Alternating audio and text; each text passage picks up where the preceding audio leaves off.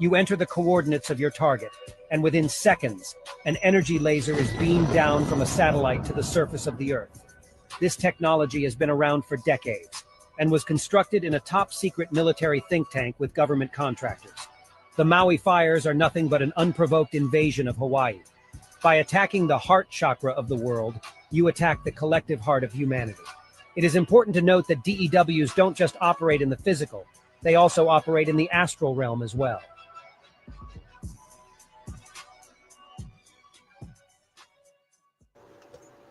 Did you hear that? In the astral, This poster that in the astral world as well. Okay, so if you haven't already hit that like button, please consider hitting that like button, share this out, subscribe. Thank you so much. And also, this video is protected under the Fair Right Use Act of 1976. So I'm just stating that for the facts. All right, so I have a video from a man that worked, I believe, in the Department of Defense, and I had streamed this video years ago. So I'm going to bring that up after I bring up some of this information. Look closely. August 24th, 2023, seems like dew lasers caused tornadoes in Ohio. Geoengineering, weather modification, chemtrails, dew, directed energy weapons, all day long.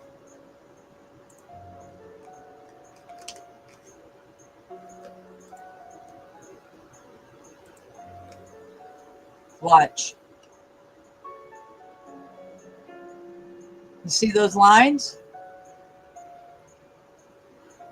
Oh yeah, this happens in hurricanes too. Hurricane Dorian was a huge hurricane that they directed on the east coast of Florida. Yeah, it was intense. I covered that too from NASA's instruments.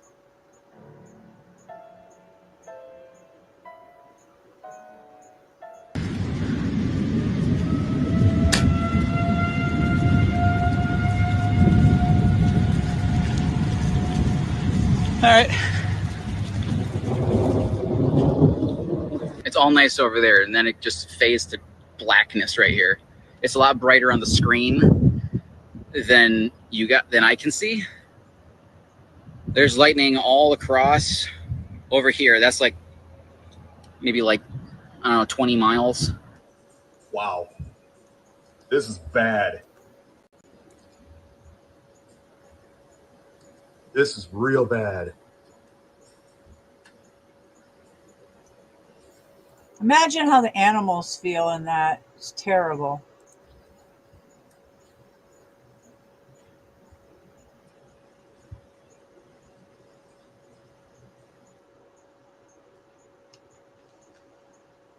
All right. Wildfires linked to smart cities and dew directed energy weapon? Yes. Absolutely. I've been talking. This is interesting. I've been talking about this since I stepped on YouTube about 7 years ago. So in the midst of diving into all the major wildfires happening around the world, I happened to come across Ankara. 1,200 people have been evacuated as of yesterday. Now, this is interesting. I might be able to shed some light upon this and open people's eyes a little bit to connect the dots. If you haven't been with me as of my previous videos, then you probably have no idea what I'm talking about. So I fully applaud you going to check those out. If not, might be able to put the puzzle pieces together in this one specific video so you can gain some clarity upon the situations happening around the world and what's actually being implemented and coming to play. Now, do keep in mind before we get into this, Ankara is private owned. Okay, this is all private owned land. Same as Athens, same as Larissa. They are not federally owned land, right? Now, Athens and Larissa just got through their worst fire to date to ever happen. And I want you to think about this, okay? Athens and Larissa are on the same list in Greece, right? To be implemented into smart cities by 2030. Ankara just so happens to be on that list as well. The more and more I dig, the more and more I find, and the more and more I see that the easiest way to get rid of old private owned land, old infrastructural land, right, that does nothing for you but just pollute the area, supposedly, the easiest way to get rid of it is burn it to the ground, right? Burn it straight to the fucking slab so you can build whatever the hell you want, whenever the hell you want. And it's no longer owned by anybody. Now, as you can see, a little sketchy. The initiative will streamline access for Turkish partners to the most innovative smart city solutions that the U.S. companies have to offer and be executed in cooperation with the U.S. Commercial Service. Wow. Now, as you can see, the first 2 smart cities that were awarded grants were right there in front of you. These projects reflect not only our continuing commitment to a broad and dynamic portfolio in Turkey, but also the best of our team's ability to connect innovative U.S. industry with trusted overseas partners. What? Land grab. Do keep in mind, this is pretty interesting. The pilot includes the installation of a customized AI-based software platform. You know who owns that AI-based software platform? BlackRock. Their specific AI is called Aladdin. If you want to look into it and see what it does, it'll probably open your eyes even more. They're under investigation for quite a bit of things, including selling a shit ton of American data, millions of accounts of American data, actually, and moving a whole shitload of personal American assets to foreign adversaries and their accounts. That's interesting. Specifically, Chinese firms that are associated with the Chinese military. And now all of a sudden, they have cosmic satellites that are able to use solar energy and collect it with muons to produce lasers. If you don't know, yeah, that's a thing, and they openly have admitted it now. Now, who does BlackRock also finance? Oh, they also finance CERN. Well, who just so happened to uncover the fifth force of nature as of recently in the Ice Cube Neutrino Observatory in Antarctica that's able of producing muons that can be converted, right, into an electrical current and produce cosmic energy. Ooh. Holy shit, did you hear that? I've got to back that up. CERN is funded by BlackRock.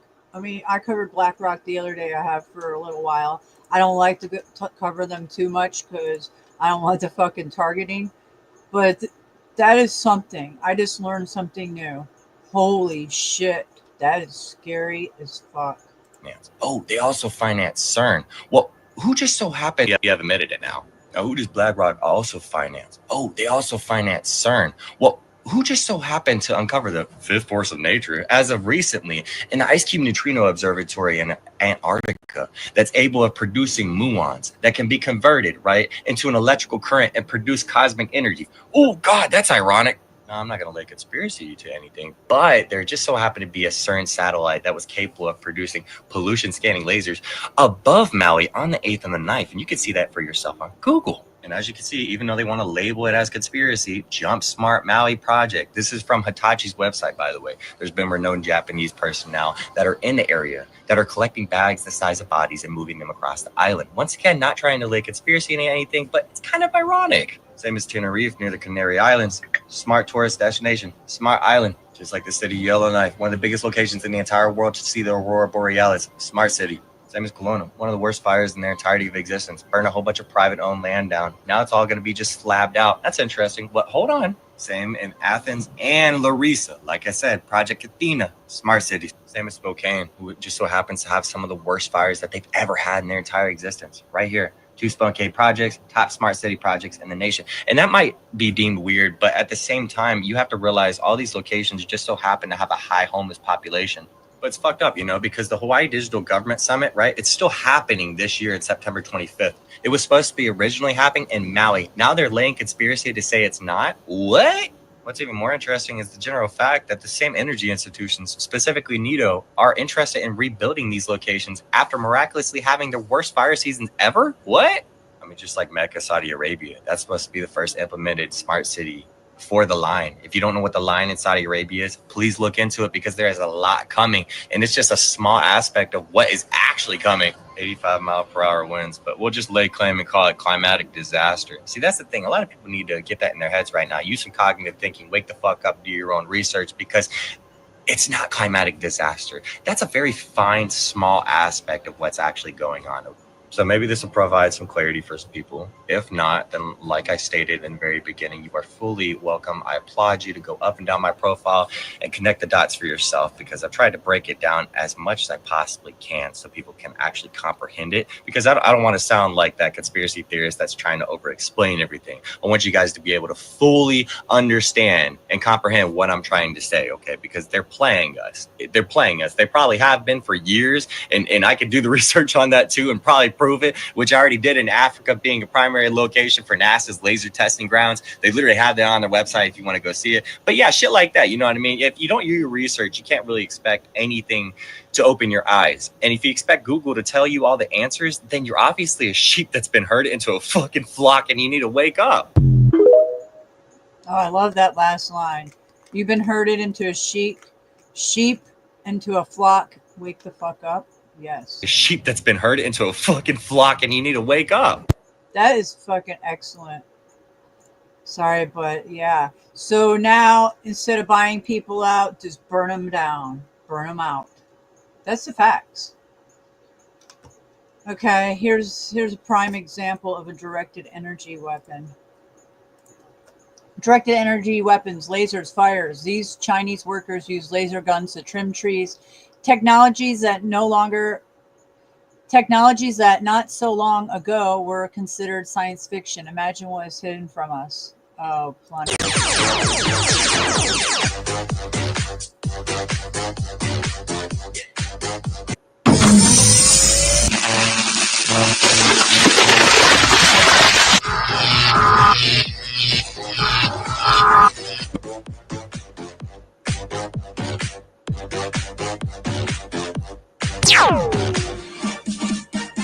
That sounds like Star Wars. I swear to God.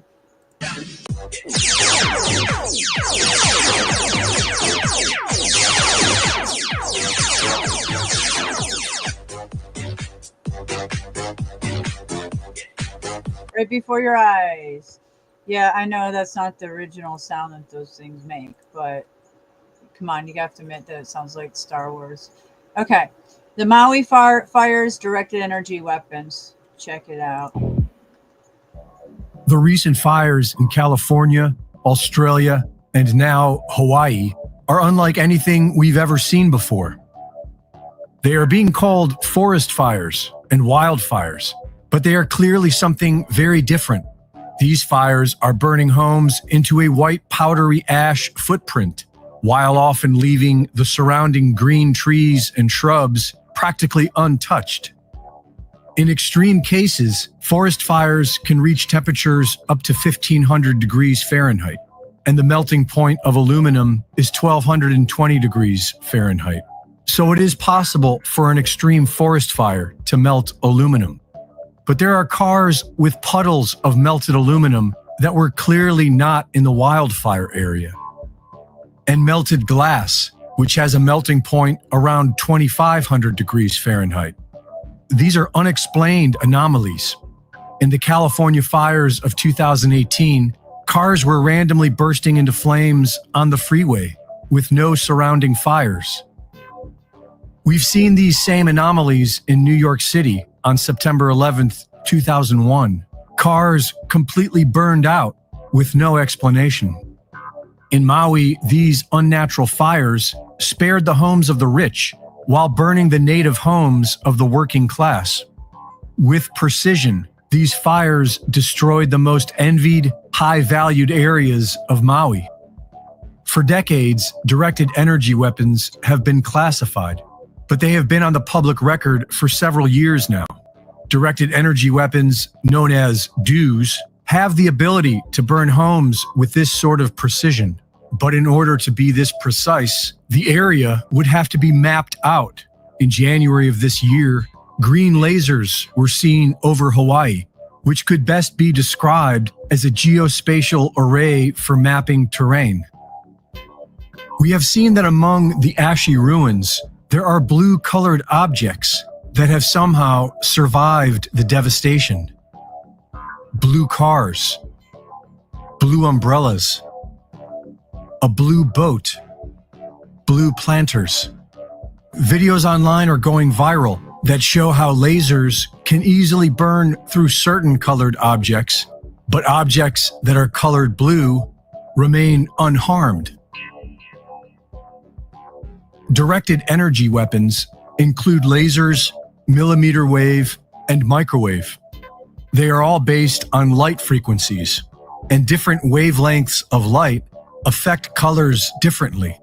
For example, in laser tattoo removal, different wavelengths are used for removing different colors. And this is because color is a quality of light. Each color has its own frequency.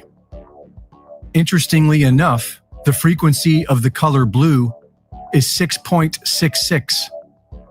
Reporting for InfoWars, this is Greg Reese. This is Greg Reese. 6. The color blue is 6.66. I mean, that is just incredible. I just learned something new again tonight. That is incredible. You got to be kidding me.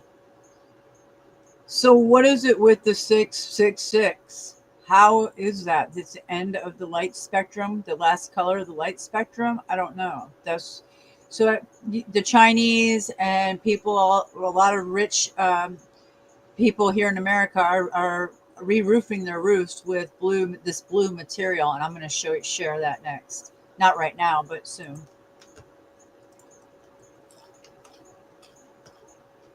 Turkey fires directed energy weapons. September 10th, 2023.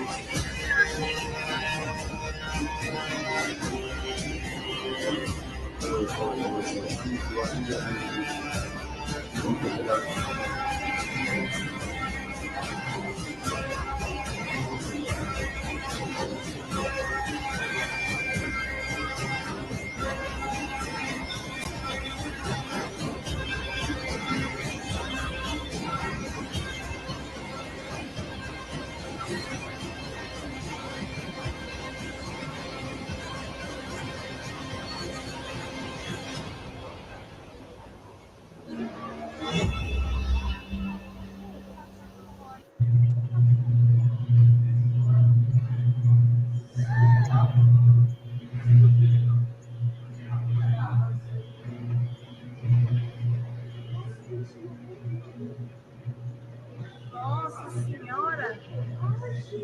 Meu Deus!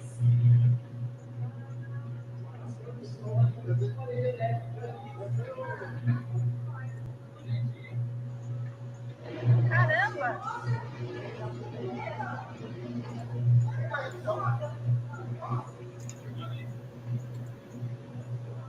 Meu Deus! Nossa!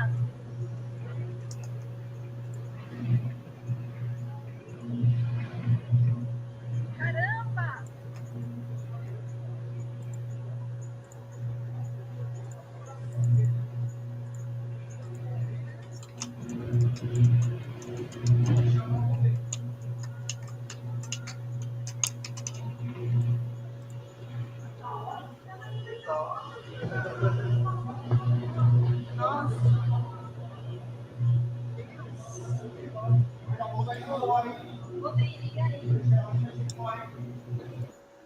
Okay, so now I'm going to take you guys to a video that I published years ago. And I'm going to bring this video up. Inside the Deep State. Oh, no, wrong one. Inside the Deep State, microwave weapons. Here we go. See, this was published 5 years ago, May 7th, 2020, on my channel TruthorTube, all one word. Now, this, as you see on the main screen, is the photograph that Google will give you. Hold on. The photograph that you see now is the this video, and you can stay or not. I love you all. Thank you for coming to my channel. I had to show all this because it's so deep and it's so sickening. This is not how I wanted it to come on here, but this is the way it's got to be, because this is reality. This is Inside the Deep State. It's 54 minutes long. I'm going to play it because you're going to see how exactly the microwave weapons work from somebody that worked in the deep state, basically. Okay, guys? Sorry. Sick. It's real sick. Good morning, folks. Today we're going to take a little trip around the world and show a little of my history in regards to what I've done with the government, for the government, by the government, to make creative things and work on special projects from around the world, for Five Eyes, for Echelon, for military intelligence, for a wide variety of things. And so I have started another channel called Inside the Deep State. And I call it that because that's what I did for 30 years. I worked with these intelligence agencies. I made their products, their toys, their gadgets, the things that they use against you and I to monitor everything we do. So with that, let's get started here. So first place we're going to zoom into, this is when I first went to work for the U.S. Army at Fort Benning. What you're seeing on the screen here is what's now called the Maneuver Center of Excellence. It used to be called Building 4 and had an old iron mic out on the front of it. The picture, my office, as you see here on the screen, was actually up here on the 4th floor. And our department worked down through here. The CG was on the top floor. And one of the things that I came back and developed was the vehicle you see in the upper right-hand corner here. And that's right down here for the Bradley IBAS test. This is an ATV I designed, a pair of gyro stabilized binoculars on a pan-tilt zoom with a laser rangefinder that comes down to a heads-up display I designed. And this Bradley, or these Bradleys, were parked right here. And this sergeant on this vehicle, which was called a Mini V, went out across the front of what's called the quad. And while he was doing that, he was tracking it on the new IBAS, Improved Bradley Acquisition Site. This, actually not this one, but this Striker over here, Bradley fighting vehicle, and the back door was down. And there was the commanding general and the head of the armor school standing behind the Bradley. And I had made this vehicle so it had basically no thermal signature, and so we had to take the skirting off the back so the Bradley could track it while it was moving away and moving across the field here. But that was the only way the Bradley could track it. So the top gunner from the gunnery school for the Bradley school was operating the weapon system and was the most experienced person on the IBAS, Improved Bradley Acquisition Site. And so as he rode, as the sergeant rode the Mini V across the quad, the Bradley was tracking it. And when it got to the corner over here and turned to go south, it lost its lock because there was no more heat signature. And the gunner goes, "Jesus Christ, I'll ride that fucking thing into combat any day." And the commanding general was standing behind the Bradley and yelled, "What was that, soldier?" And he said, "Sir, I'll ride that into combat any day."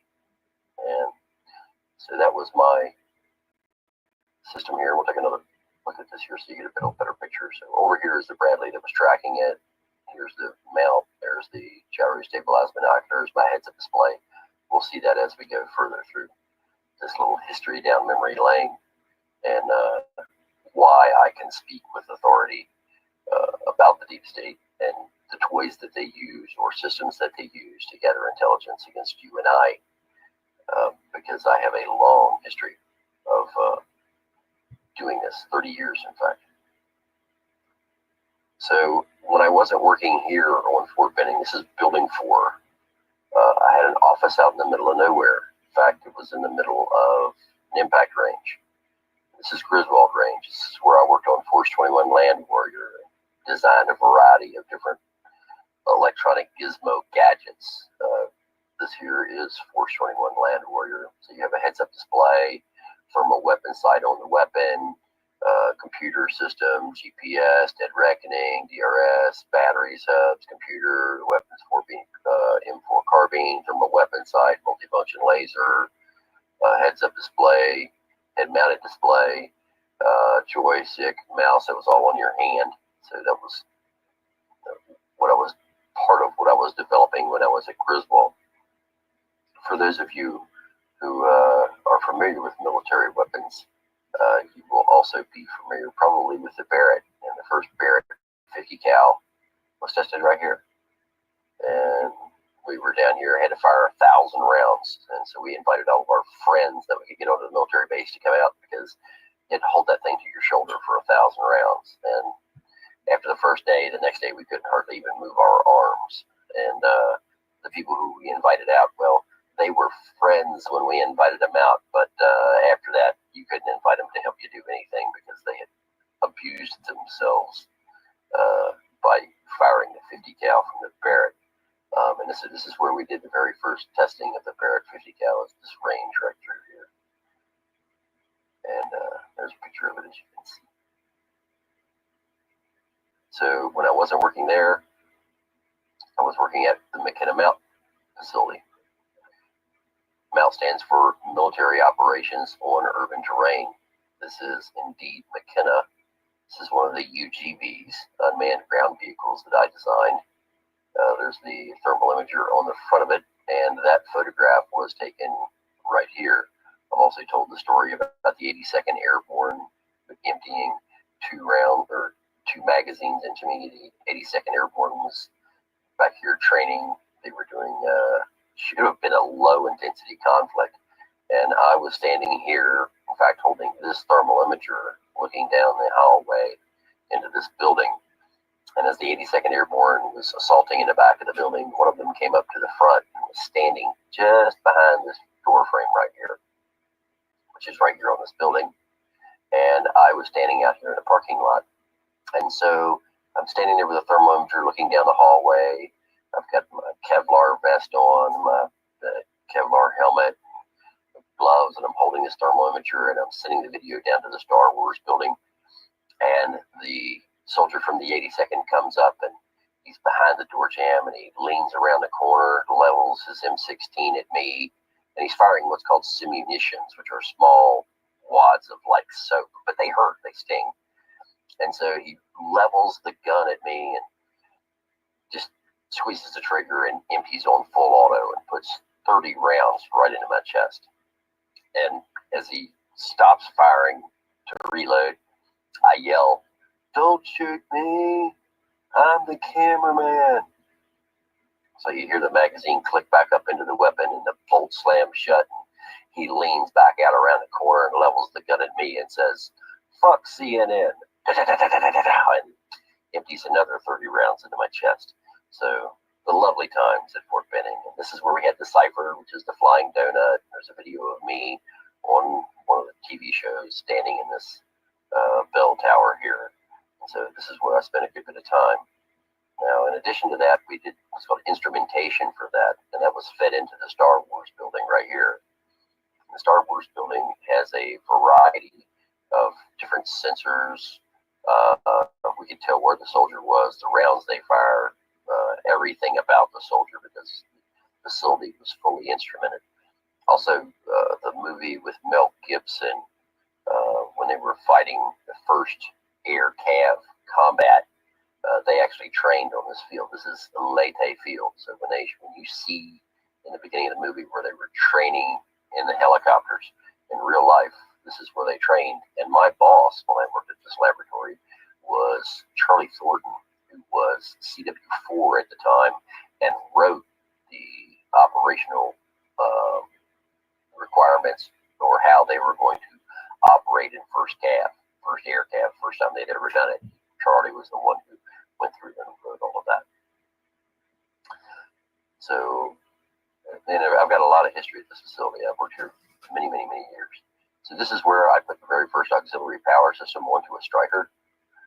You can see the tower here in the background and the building over here. And if you take a look at this picture right here, indeed, there's the building. Here's my truck. And we're putting power systems up on the Strykers. And again, this is the very first time a auxiliary power system. Yeah, We Were Soldiers is the name of it. And I was there when they were filming it. I've got pictures of it. But this is the very first power system that I ever put on a Stryker. In fact, this is the very first auxiliary power system ever put on a Stryker in history. And so as soon as I sat it up there and spun my crane around, I jumped off and took this photograph. This is a good friend of mine, Daryl. It's his head sticking out of the top right there. He's left the Army and he's now an over-the-road truck driver. In fact, I just spoke with him a few days ago. He's interested in putting one of my power systems in his over-the-road truck so they don't have to have a generator on board. So I worked for the Army. I worked for the Dismounted Battlespace Battle Lab. And in working for the Dismounted Battlespace Battle Lab, we helped the U.S. Marine Corps set up their warfighting lab. And so I came up and we were testing technologies. This is where all of the president's helicopters are. And this is our little remote control helicopter. It's called a camcopter. And this is 30 years ago, people. That's a long time ago.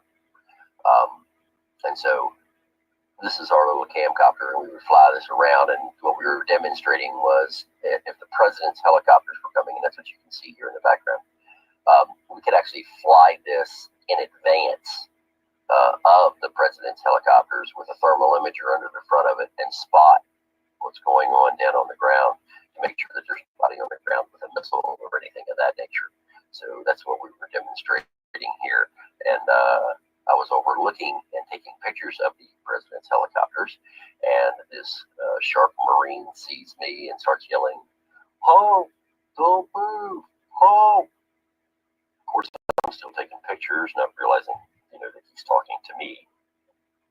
And as he's running across the tarmac with his M16, a captain from the HMX-1 is yelling out the window, "Halt, Marine! Stand down! Stand down!" And, and I turn around and see the captain yelling out the window and this Marine yelling at me. He's running towards me, and he finally gets to me and he stops.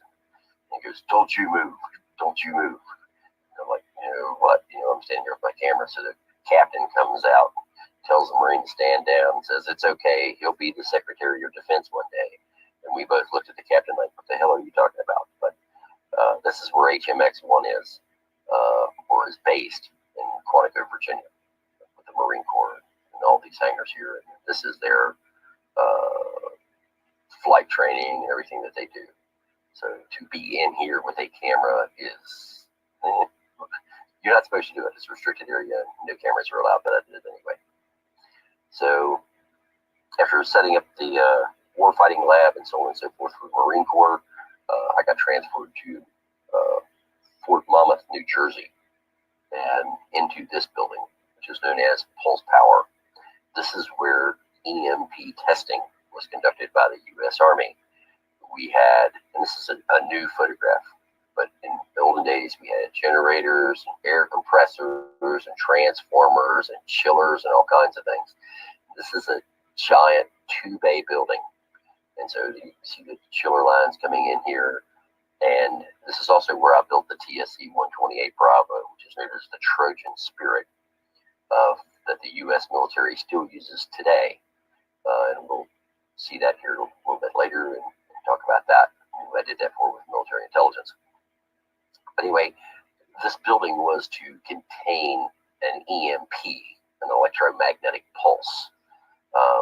And the doors on the side were 150 tons and were opened and closed by air pressure.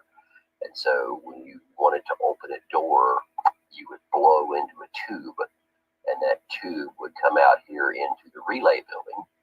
And when it got into the relay building, when you blew on that tube, there was a little switch with a card, a playing card, hanging on that switch. And when you blew on the tube, it would push that playing card, and when it would push that playing card, it would flip that valve, and it would put air pressure back through a line to the 150-pound door. So if you wanted to open the door, you would come down and blow on the open tube, and it would flip it in here, and then it would start applying air pressure to the 150-ton door, and then you could go inside and make yourself a cup of coffee. And by the time you were done drinking the cup of coffee, you could come back down, and the door might be open far enough for you to slip out. So we had one of these on either side. This facility was only actually fired one time. And the reason being was when we fired it, we blacked out the northeastern part of the United States. And so the nice folks from Potomac Edison came by and told us if we ever fired that thing again, that they would disconnect electricity to every single military base on their grid. And the general manager says, "Do you understand me?" And we most certainly did. So this is the parking lot out front. This was an extremely secure facility. As you can see, there's security to get onto the base, and then you've got cameras everywhere. It's double chain link fence here coming in. There's a guard shack inside. You have to pass your ID to even get inside the building, and then you get inside and you go through security again. You also find that none of these windows are to an office that has anything important in it. All the offices are on the other side of the hallway, and those doorways are adjusted so as that you can't see for inside or even that doorway through any of these windows from any angle. So as that there's a doorway here inside this room, and on the opposite side there's a doorway right next to it, but the doorway to get in the back here is way over here, and the doorway to get into the other office is way over there. So these were just for show. This is where we stuck our visitors until we were ready to meet them. It was two different sides of the building, different classified programs on either side of the building. I was the senior technical staff at CCOM here, where I designed communication systems, flyway package, the TSC 128 Bravo, communications out of the Blue Factory. Prior to this, I had invented the helmet cam for the U.S. Army Telemedical Command, working under General Zychuk out of the Pentagon, and Colonel Fred Goringer from Fort Detrick. And I worked with Lieutenant Colonel Neil Fay, and Lieutenant Colonel Neil Fay is the gentleman who coined the term telemedicine that you hear the president talking about now. That's my invention. So when they talk about telemedicine and telehealth and so on and so forth, that's my invention from the late 90s. The term telemaknets comes from Lieutenant Colonel John Romline, and that's when I used my system to actually go out and point a satellite dish up at the satellite while being able to read the meters and signal strength and so on and so forth inside the building. So that's when I was at Pulse Power, which is still there. The building is still standing, but as you can see, it's been a long time since anybody's taken care of it. Fort Monmouth is closed down. And again, in this briefing, I'm only going to talk about things that have pretty much been declassified somewhere, or the buildings don't exist, or the structures don't exist anymore. So when I was doing this, I did communications for the Army, and I was on loan to the Navy, the Air Force, the Marine Corps, the U.S. Coast Guard, anybody else that they wanted to put me on loan to. They send me out of there and on my way. So I spent the majority of the time flying around all over the country. So after I left CCOM, or while I was working at CCOM, one of the projects that I supported was the 519th Military Intelligence Battalion at Fort Bragg, North Carolina.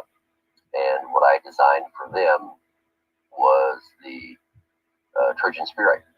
And this is how we built it. So you've got all your collections, your chats, so on and so forth, everything for the vehicle. And this is basically a description of what all it can tie to and who you can talk to. So here you have DIA, Defense Intelligence Agency, NSA, National Security Agency, CIA, Central Intelligence Agency, and CINC. So these are other intelligence networks, kind of like Five Eyes, so on and so forth. And this is how it all works. I've got photographs from the inside of this as well. I built it. So next we go from the 519th Military Intelligence Battalion over to the West Coast, where I was supporting Rear Admiral George Worthington, who was in charge of the West Coast SEALs. And he's the one that came to me and said, actually it was during a special operations conference in the late 80s at Fort Bragg, where he said, when are you industry people going to start putting this technology on my soldiers? And after his speech as the keynote speaker, I went up and said, sir, that we can start doing that right now. And so all of us know what SEALs are. They are trained right here.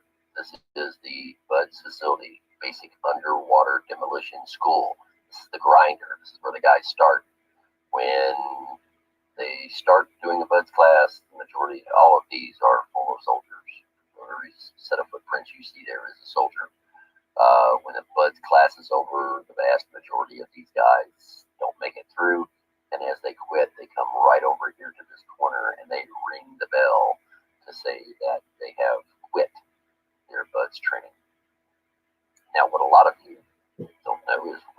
down the street from here. In fact, not far. Oh, I'm sorry. This thing's taking me to China Lake first. I also worked at China Lake.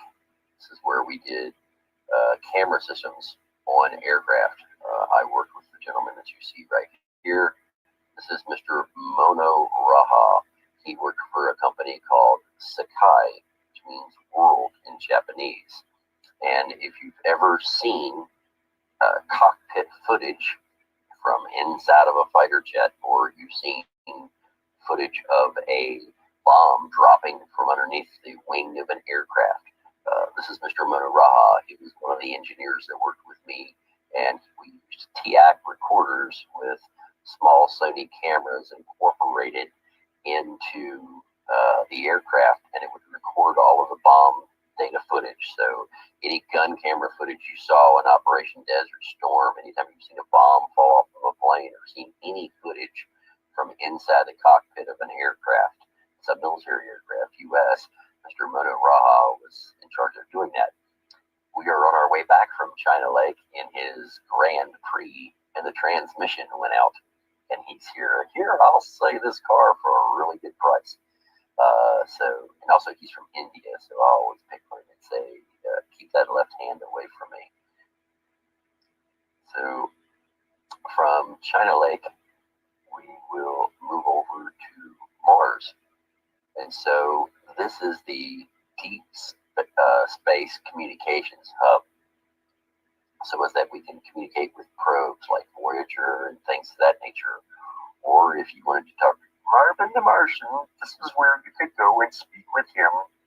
So this is one of the facilities that I supported with some of my microwave equipment, so on and so forth. We also built the Star Wars building here, near here, actually at Fort Irwin, as opposed to here at China Lake. Fort Irwin's just down the road. So one of the other things I did was I supported listening posts. And so this is the old listening post out on the West Coast. Everything's digital now. This is just south. It's on the south end of Coronado Island. And now it's a training facility. And it's huge. It's underground. People don't realize it, but it is underground here. And this is what the antenna array used to look like. Now, this is when we connected with HF radios inside. There were literally thousands and thousands of HF radios on the inside, and they were computer controlled. And so there are wires that go across the top of this. There are wires that go diagonal, and they go diagonal this way, and they also go on this. And so the wires go diagonal this way, and the wires go diagonal this way, and you've got vertical antennas, and you've got wires stretched across, and you've got other antennas out here. And so if you wanted to communicate with special forces somewhere in the world, the first thing we would do is we would do a ionospheric bounce. And so we would pulse from the facility straight up and hit the ionosphere, and that signal would come back down. And when it came back down, we had timed it from the time we pulsed till the time it got back, and that would tell us the altitude of the reflective layer of the ionosphere. And so what we would do then is we would determine what part of the world the people were in that we wanted to talk to. We would pick the angle of the antenna that we wanted, and then we would fire up, bounce off the ionosphere at the altitude, whether it be the E or the F layer, what have you, and then it would come back down and would make our communications with them more private, because if you were off to one side, a good ways, you wouldn't be within that bounce. The skip would not come back down on you. So we could actually make directional skip here, as opposed to just people who have omnidirectional antennas and it goes everywhere simultaneously.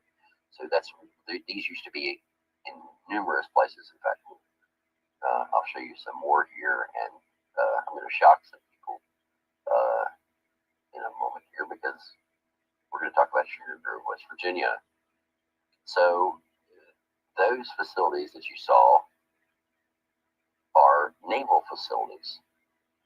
And so if you talk to the Navy will tell you that this is NSA, which means a naval security activity.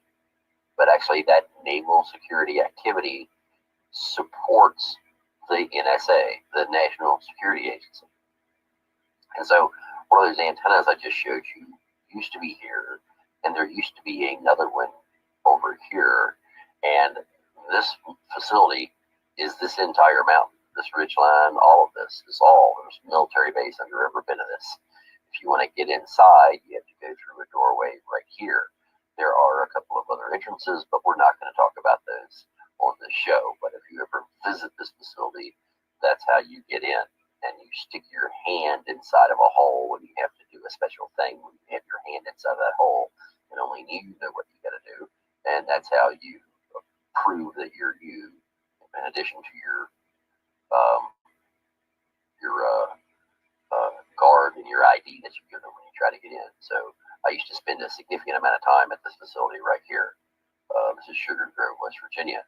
Now, again, this is NSA. This is where the NSA, National Security Agency, used to listen to every two-way radio and cellular telephone call in the area. And they had, this is in the older days, they had a variety of different types of equipment that they used to do that. And then that would go through a fiber optics cable from here up to the top of the mountain, up at a place called Reddish Knob. Many people have been there. Now, Reddish Knob used to have a lookout tower on top of it, but what people didn't know was right down from Reddish Knob, in fact, right over the bank, there used to be a secret microwave site. And so the fiber was ran up. In fact, you can still go along this road right here and still see the orange markers on the side of the road where we ran the fiber optics cable up. And there was a building here, a tower there, and then we had a generation building down here with a great big fuel tank. And this particular site fired secure microwave, and there was more than one, but it fired a secure microwave across the valley. And when it fired it across the valley, it came over to Bear Den Mountain. And on top of Bear Den Mountain was a relay site, and that relay site would then fire that, just relay that secure microwave, would then fire it to another location just north of Charlottesville. And here is that facility there. And so it would fire it all the way over, and it would come in, and these are reflectors. These are not the antennas, and these are reflectors here. The transmitters for the microwave are down inside the mountain. The entrance is here. The reason that the entrance is this way and the doorway is here is so is that if there's a blast over here, the blast wave will pass through and not hit the doors, or if there's a blast over here, it'll pass through, and if there's a blast here, it'll go up and over. So this is a microwave relay site. Now, this, as you see on the main screen, is the photograph that Google will give you. The photograph that you see now is the photograph I actually took when we were flying over this site. So this is how it all works. So this is the side of the reflector. These are the feed horns, and the transmitter is down inside. It reflects off of here, bounces off of here, and then bounces over to wherever you want it to go. And they're offset so that it bounces and leaves at an angle. And so if you calculate that angle by looking at this the satellite, you can see where the next one of these is in line. So from here, the signal was transmitted to Vent Hill Farm. Now, Vent Hill Farm, again, is no longer there, but this is where it used to be. And Vent Hill Farm had antennas all over the place and was a major facility for gathering information from the NSA, the CIA, so on and so forth here. And there were thousands of people that worked here. In fact, there was a winery here back in World War II, and there were intelligence people actually inside that winery. That was their cover to hide them, so that nobody knew where they were. Lots of things going on here at Vent Hill. Now, after Vent Hill, we can go over that data now goes here. This is the NSA data center, just outside of Bluffdale, Utah, northwest of Salt Lake City. Every phone call, every email, everything that goes over the internet or a cellular phone in the world is recorded in these buildings every day. Imagine that. Every phone call, every email, every text message, every YouTube video, anything and everything that goes over the internet today or cellular lines is recorded in that building. It's gathered at about 30 different hubs all over the world and brought back into this facility. And those 30 different hubs gather about 95% of all electronic communications that transpire every day globally. And it's all done inside that facility right there. So when they talk about Hillary Clinton's emails, they're inside that building. You can bet your life on it. All of them. Your emails are inside that building. And so everything is now done digitally and is piped into that building right there. But that is the NSA data center in Bluffdale, Utah, where it all goes to. So that data is passed and is controlled by the man you see in the upper right-hand corner, Mr. James Clapper, who is part of the deep state. He worked with John Brennan and many others to try to get, Vaughn, Southwestern. Really? I thought it was Northwest. Let me go back. I'm going to go back. Vaughn's telling me Bluffdale is southwest of Salt Lake City. Okay, so there's the data center. So we're going to zoom out. There's Bluffdale.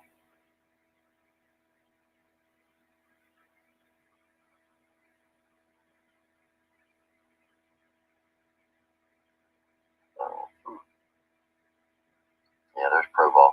Yep, you're right. It's south of Salt Lake City. I'm sorry. I thought it was north. My bust. South side. Anyway, you're right. So, yeah, south of Salt Lake City. So, let me back up here.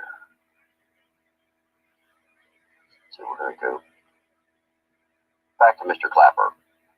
Now, Mr. Clapper has this office here, and he's from the NSA. And him working with other folks like Mr. John Brennan, who is head of the CIA here, which is just outside of Washington, D.C.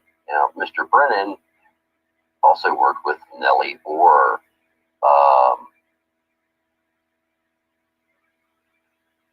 So Nellie Orr was trained at Camp Perry, which is the CIA training facility down near Williamsburg, and that's where Nellie Orr learned how to use a ham radio. Now, the CIA uses what's right across the street as a cover. So people from other countries who want to work with the CIA, they can just come to Busch Gardens, and someone from this nice facility right over here at Camp Perry will come right out the gate, follow 143, and come straight down, and ta-da, they're at Busch Gardens. They need to fly people in and out with the CIA. This is their own airstrip, and it's right beside the Naval Supply Center, the Chatham Annex, and they've got all kinds of stuff here. Yorktown Naval Weapons Station, Little Creek, and all kinds of stuff. This is on the York River. I've spent a lot of time down here supporting Uncle Sam. So that information went to Mr. Bill Priestap. And Mr. Priestap was part of the cabal. He was in charge of foreign intelligence. I know Mr. Priestap. He has met me in the past when I worked in this building with Mr. Bill Spellings, who used to be the FBI's head of special operations. Mr. Priestap attended some of my briefings that I gave in this building. Up over here, we have Hogan's Alley, which is a place that you can get shot at and have lunch at the same time, which is right here. So while the FBI is doing training. So it's a lot of fun to go over there and actually eat lunch at Subway and watch the FBI trainees do their deal there. And that is just south of the FBI's main headquarters in Quantico, which is also known as the National Academy. Now, this is all new. It used to be the DEA was over here, and that was their training area, but they have a new one further on down the line now. The original building was just this building for administration, and then this is the hallway. You can come in and go all the way down. If any of you watch the movie Silence of the Lambs, and they talk about the pit, that pit is in the bottom of this building where all the FBI agents put their gear, and there's dormitories, classes, so on and so forth in here. But the FBI Academy, the National Academy, has grown significantly over the years. So we go from the FBI Academy. Mr. Bill Priestep was supporting people at the FBI in downtown DC. This is the FBI's building in downtown DC. Now, up on the 7th floor, these guys are so separate from the rest of the FBI. I'm going to actually show you right here that the 7th floor is actually separate from the rest of the building. And so when we go down here and we come in and we land in the street, the entrance to the FBI is right over here. This is where I normally park when I used to support the FBI. Steve Burmeister from FBI Forensics, Fred Whitehurst before he testified against the FBI, and Tom Thurman from the Bomb Data Center. And Tom Thurman's on the 4th floor in here, and on the other side, and then the forensics lab is up here. But the people on the 7th floor, this is up where they're at. They're actually physically separated from the other part of the building. There's not, these are common FBI agents, and these are the guys who think that they're kings. This is where, when they talk about the 7th floor of the FBI and what was going on up there with Andrew McCabe, with lots of other people, the FBI director, all of them. This is where their offices are. The head of the FBI is all right up here. So in addition to them, they talk about Five Eyes and how the FBI and Bill Priestep went to London. Well, this is the UK's version of one of the NSA's listening sites that they have. This is Menwith Hill.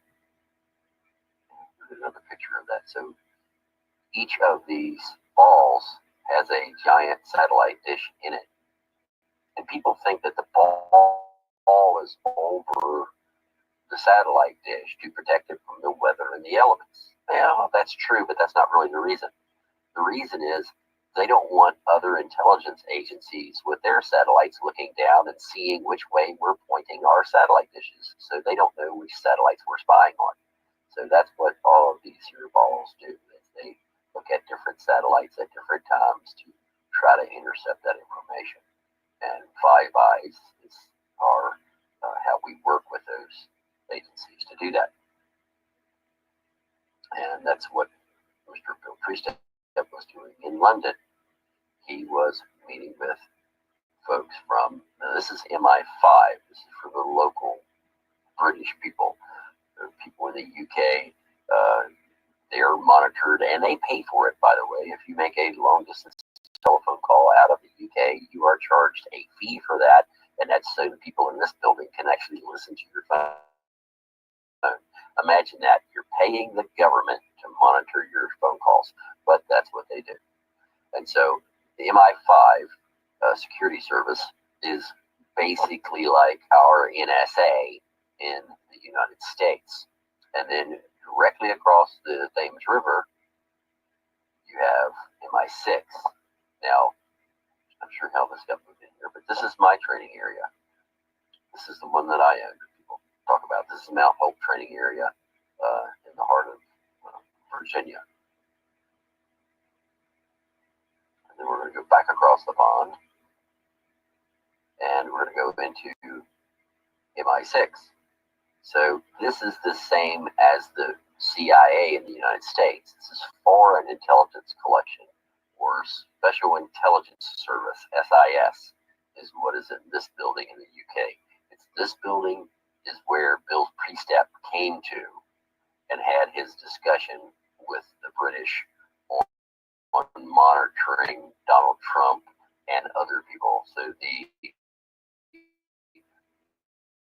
intelligence that they were gathering on the Trump administration, intelligence that they had set up, and the leaking of that intelligence, all of that was gathered through this building and then given to the U.S. because it was technically illegal for the U.S. to do it, but if they could get the British to do it, well, then it wasn't really illegal, even though we coerced them into doing it. Then from there, we come to Devon, England. This is where Supercat is made. These are the guys that make the amphibious vehicles and a variety of other things for special forces, and they train in this area. I spent some time over here as well with these guys and some special forces folks. And so we leave Devon and we come, so that's the end of it. This is showing the microwave beams, where they go and how they're reflected and so on and so forth off of these. So basically, that's my presentation with just a little bit of my background on these systems that I've done to support the NSA, Defense Intelligence Agency, CIA, so on and so forth. So my toys are in a wide variety of places in a lot of people's hands. So what I've done is I've started another channel, and the name of that channel is Inside the Deep State, and I can post a link to that here in the chat. And I wanted to share that and do this broadcast on that channel today, but I was unable to do so because of the fact that Google has not approved me to go live yet. So because they haven't approved me to go live, I was not able to do this broadcast on that channel, but indeed I will be doing broadcasts on that channel. And I'm talking about basically what's going on with the deep state, how they incorporated the technology into the infrastructure that we have so they can monitor all of our phone calls. In fact, when we put out a request to be able to monitor internet communications, Nortel in Canada was the very first company to jump on board and want to make equipment for us for this particular or that particular requirement, which allowed us to have basically a network that was side by side with the internet, and that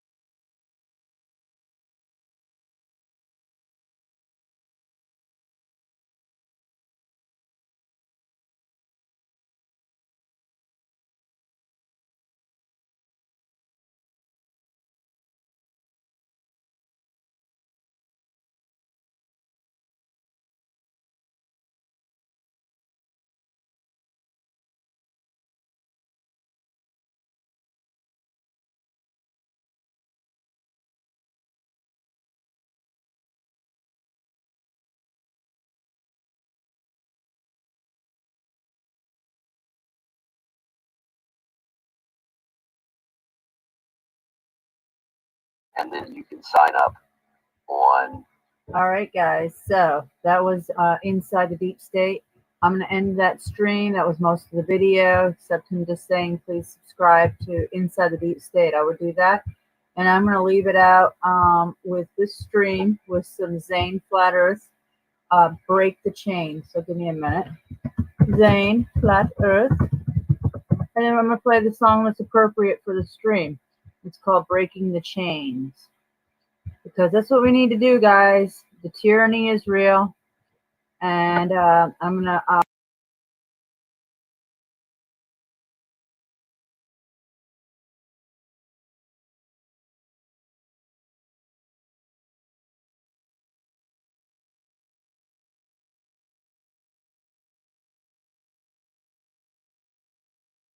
£1 million invest. We've got absolute devastation in Maori. Meanwhile, the UK government is spending £72.5 million invested in laser and radio frequency weapons. What the fuck is going on? I think it's time we all fucked off to B&Q and got some of that blue paint. We've got absolute devastation in Maori. Meanwhile, the UK government is spending £72.5 million invested in laser and radio frequency weapons. What the fuck is going on? I think it's time we all fucked off to B&Q and got some of that blue paint. We've got absolute devastation in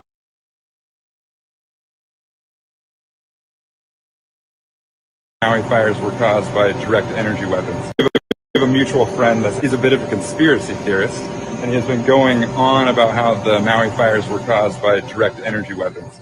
And since I have technically a miniature direct energy weapon in the form of a laser, this is a 1500 watt laser, so tiny in the grand scheme of things. I just want to show him that that's ridiculous and it doesn't work. So you see that red dot right there?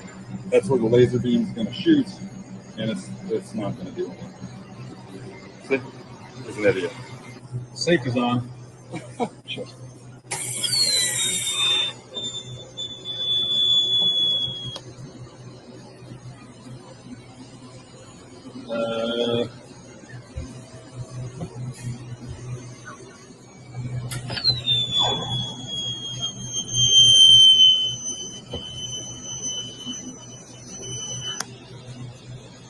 We have a mutual friend that he's a bit of a conspiracy theorist, and he has been going on about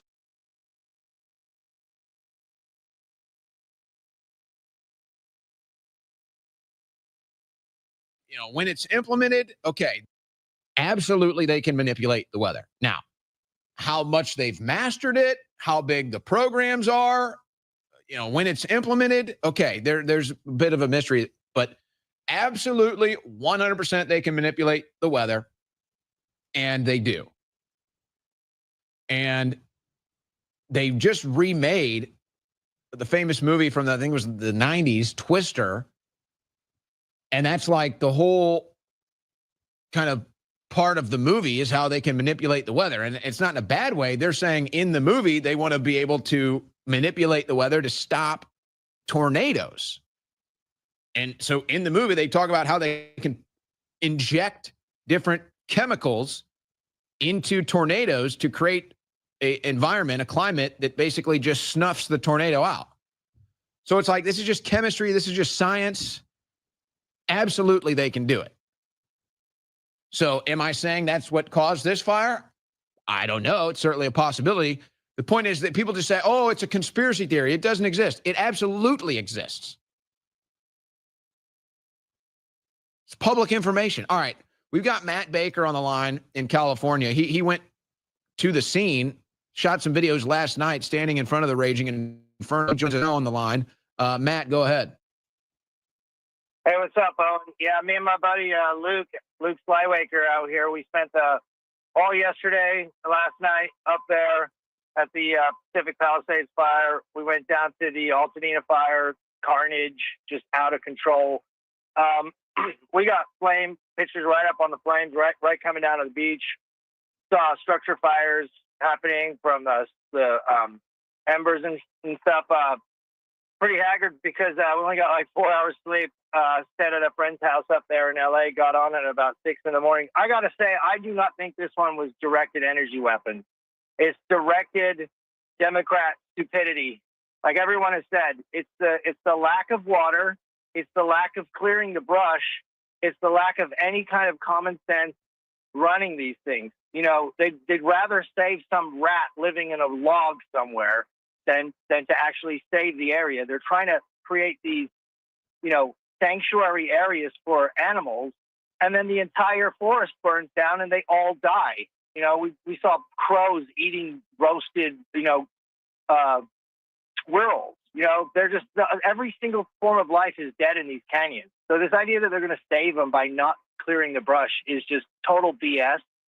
And the fact that they wouldn't, that they just canceled the insurance, and like what you saw, what happened in the last storm was now they won't give them insurance. So a lot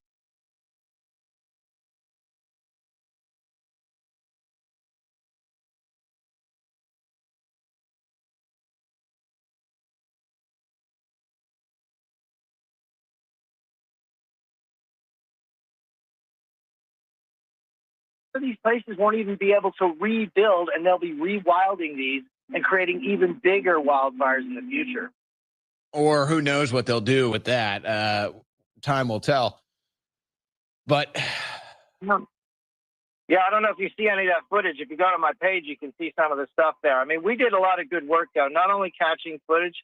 We brought some water out there. We put out a bunch of little mini fires. Like, we literally put out like 7 or 8 fires on one property. Firefighter Matt Baker?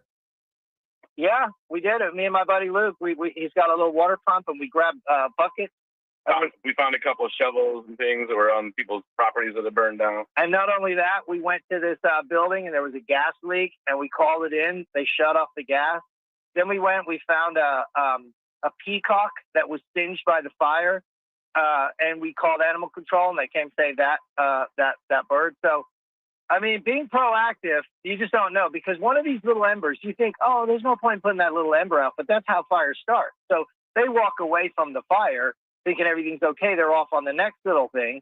And then they turn around, the wind shifts, and then the guys go back and fight that same fire again. So about how the Maui fires were caused by direct energy weapons.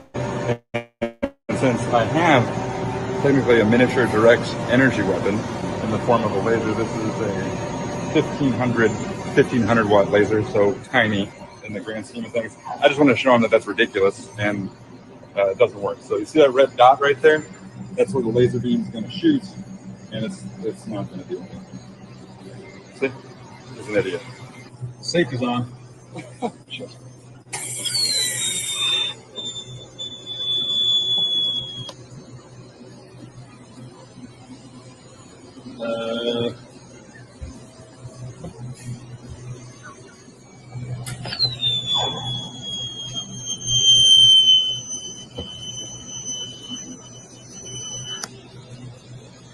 We have a mutual friend he's a bit of a conspiracy theorist, and he has been going on about how the Maui fires were caused by direct energy weapons.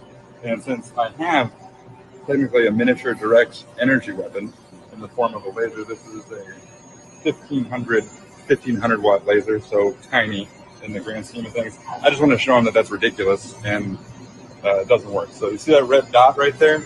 That's where the laser beam is going to shoot, and it's not going to do anything. See? He's an idiot.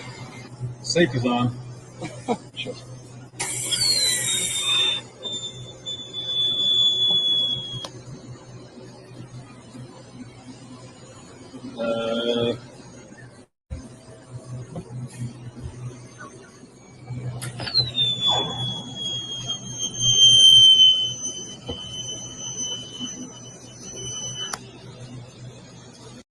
A mutual friend. you know, people go out there, go around and just put out some of these small embers.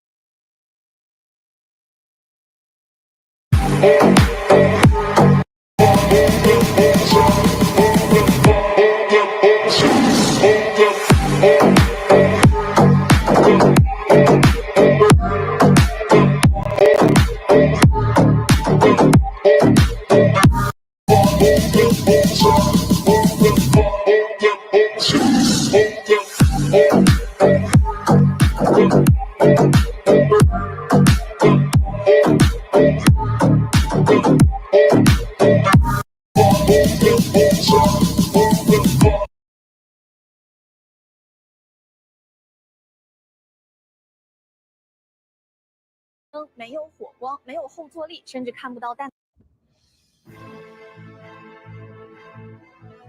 消灭目标，没有爆炸声，没有火光，没有后坐力，甚至看不到弹道。可以想象吗？几公里外的无人机呢，就会在瞬间失魂落魄，凌空解体。那么这无声死神的打击呢，快到敌人根本来不及反应。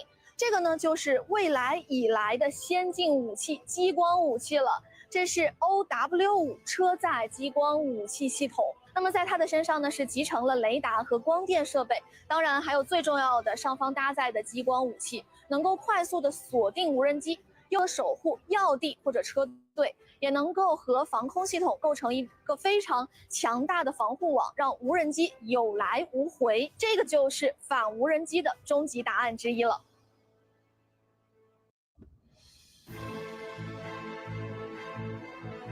消灭目标，没有爆炸声，没有火光，没有后坐力，甚至看不到弹道。可以想象吗？几公里外的无人机呢，就会在瞬间失魂落魄，凌空解体。那么这无声死神的打击呢，快到敌人根本来不及反应。这个呢，就是未来以来的先进武器——激光武器了。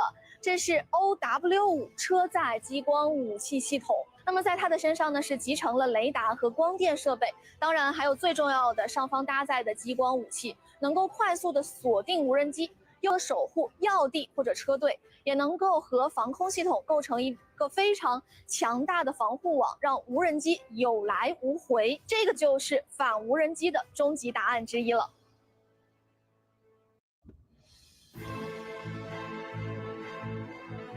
消灭目标，没有爆炸声，没有火光，没有后坐力，甚至看不到弹道。可以想象吗？几公里外的无人机呢，就会在瞬间失魂落魄，凌空解体。那么这无声死神的打击呢，快到敌人根本来不及反应。这个呢，就是未来以来的先进武器——激光武器了。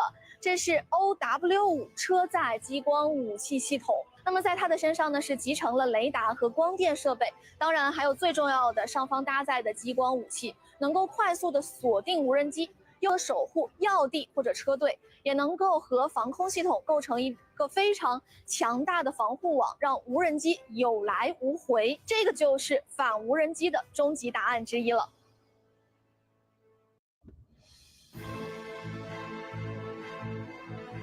消灭目标，没有爆炸声，没有火光，没有后坐力，甚至看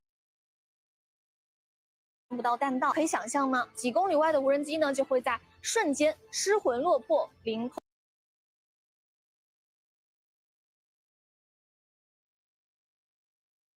Quake, and then how could you conclude that? What did you end up concluding was down there, and how could something like that cause an earthquake, and then how could you conclude that? The earthquake generating device is referred to as the Ice Cube Neutrino Detector. People can do the research. These weapons exist. Basically, it's easy to generate an earthquake if you can deliver energy from the source, like South Pole Station, to where you want the energy to discharge. People just don't realize that Nikola Tesla was right, and you can deliver energy wirelessly. So these are more or less just advancements in Tesla technology that the public has not been privy to utilizing, but the secret factions of many nations have been using them for decades. What did you end up concluding was down there, and how could something like that?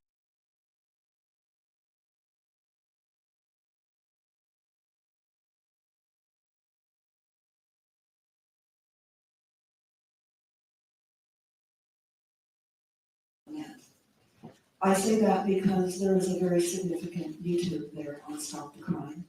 And one of the reasons why I was not here for 2.5 years, I used to be a regular attendee here.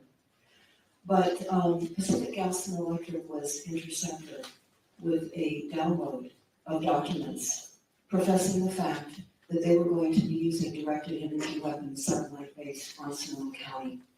That has been up on YouTube with a plan to burn up Northern California. We discovered that Pacific Gas and Electric is operated by and large by Rothschild. Rothschild owns Weather Central and also has a large hand in weather modification globally. And I'm so sad to be here today because I have family members that lost homes. And I live in a county that I call home that is being literally overrun by a power that has not yet been discussed. And I'm horrified and sad to be here right now. Very sad. But the plan to burn up Northern California was real. It was your first early warning. And they were emails that were sent to other government officials knew about this. And I would ask you please to watch the YouTube, listen to it, because the second plan of burning up Northern California hasn't yet happened, but it will. It will happen. So Pacific Gas and Electric is Rothschild. Everybody listening can type in PG&E followed by Rothschild. You can also type in Edison International in Southern California, followed by Rothschild. You will in fact find out that Rothschild is behind all of the utilities nationwide. This is why our grid is not hardened up against an electric, an EMP, electromagnetic pulse. We are literally here as a country and a society, and here in Northern California and elsewhere, at the hands of something larger than what we realize. And I was quiet for 2.5 years. That's why I haven't been here. But I'm here now. And I'm just telling you this. You had an early warning, but you didn't pay heed. It was too outrageous and too outlandish to believe that it was real. But it was. Deborah Tavares stopped the crime. Thank you. Okay, this is Jamie Lee. I'm here with Deborah Tavares, and we're at the 575 Administration Boulevard, or road, the administration building that's holding a meeting today. And here's Deborah Tavares, who's been attending the meeting all morning. And we want to get a little bit of what she's seen. It's been a pretty incredible morning. But before we start that, Deborah, why don't you hold up the newspaper from this morning of the Press Democrat and open it up there, just unfold it. And what they're showing here is that they found archaeological, historical native Pomo artifacts in the, I don't know if it's Coffee Park or Fountain Grove, but effectively this will become a historical site where they won't be allowed to rebuild based on Native American history. And so this is another way they're going to keep people from reoccupying. Oh, in Glen Ellen. Glen Ellen it is. And we expect to see more of these finds come out. So, Deborah, what did you see today in being there for the first 3 hours of this full-on meeting that includes a bunch of media, Board of Supervisors, FEMA, who else Right. is here? Okay, so I'm here today because we received a media advisory of this meeting held at the Sonoma County Board of Supervisors. And it says they invite community members to attend and provide input to guide post-fire recovery efforts at a workshop on infrastructure today, Tuesday, February the 27th, 2018. And there will be other local, state, and federal officials will be taking part as well. So they talk about the topics that will be discussed to include and prepare for a resilient city. It's all about resiliency.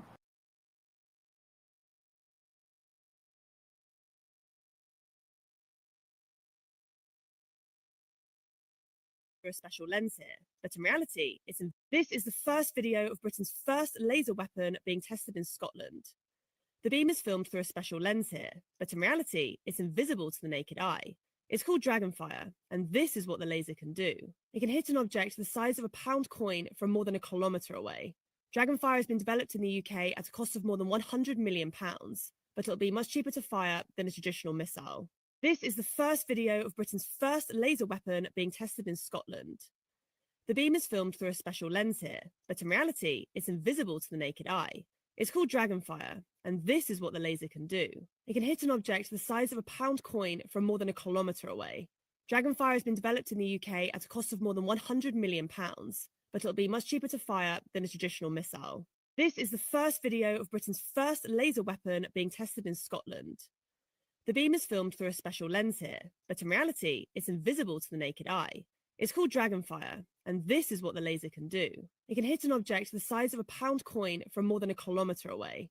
Dragonfire has been developed in the UK at a cost of more than £100 million, but it'll be much cheaper to fire than a traditional missile. This is the first video of Britain's first laser weapon being tested in Scotland. The beam is filmed.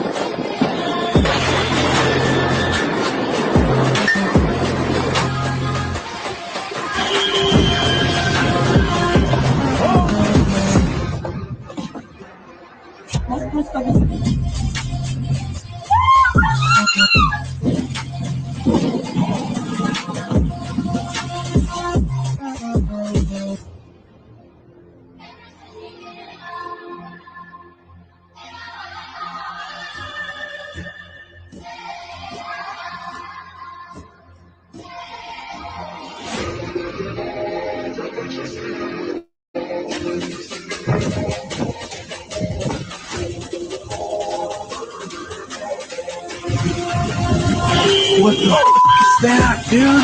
What? That's it.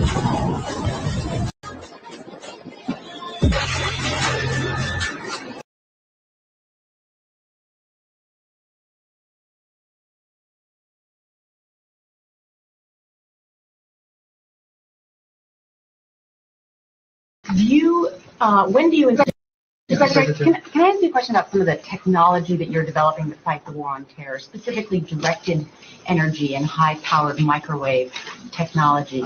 When do you envision that you can weaponize that type of technology? Goodness. It is in, for the most part, the kinds of things you're talking about are in varying early stages. Do you have anything you'd add? I don't think I would add much. I think they are in early stages and probably not ready for employment at this point. In the normal order of things, when you invest in research and development and begin a developmental project, you don't have any intention or expectations that one would use it. On the other hand, the real world intervenes from time to time, and you reach in there and take something out that is still in a developmental stage, and you might use it. So your question's not answerable. It depends on what happens in the future and how well things move along the track, and whether or not someone feels it's appropriate to reach into a development stage and see if something might be useful, as was the case with the unmanned aerial vehicles. But you sound like you're willing to experiment with it. I think that's the point, and I think, we have, I think, from the beginning of this conflict, I think General Franks has been very open to looking at new things if there are new things available, and has been willing to put them into the fight even before they've been fully wrung out. And I think that's not referring to these two particular cases of directed energy or high-powered microwave.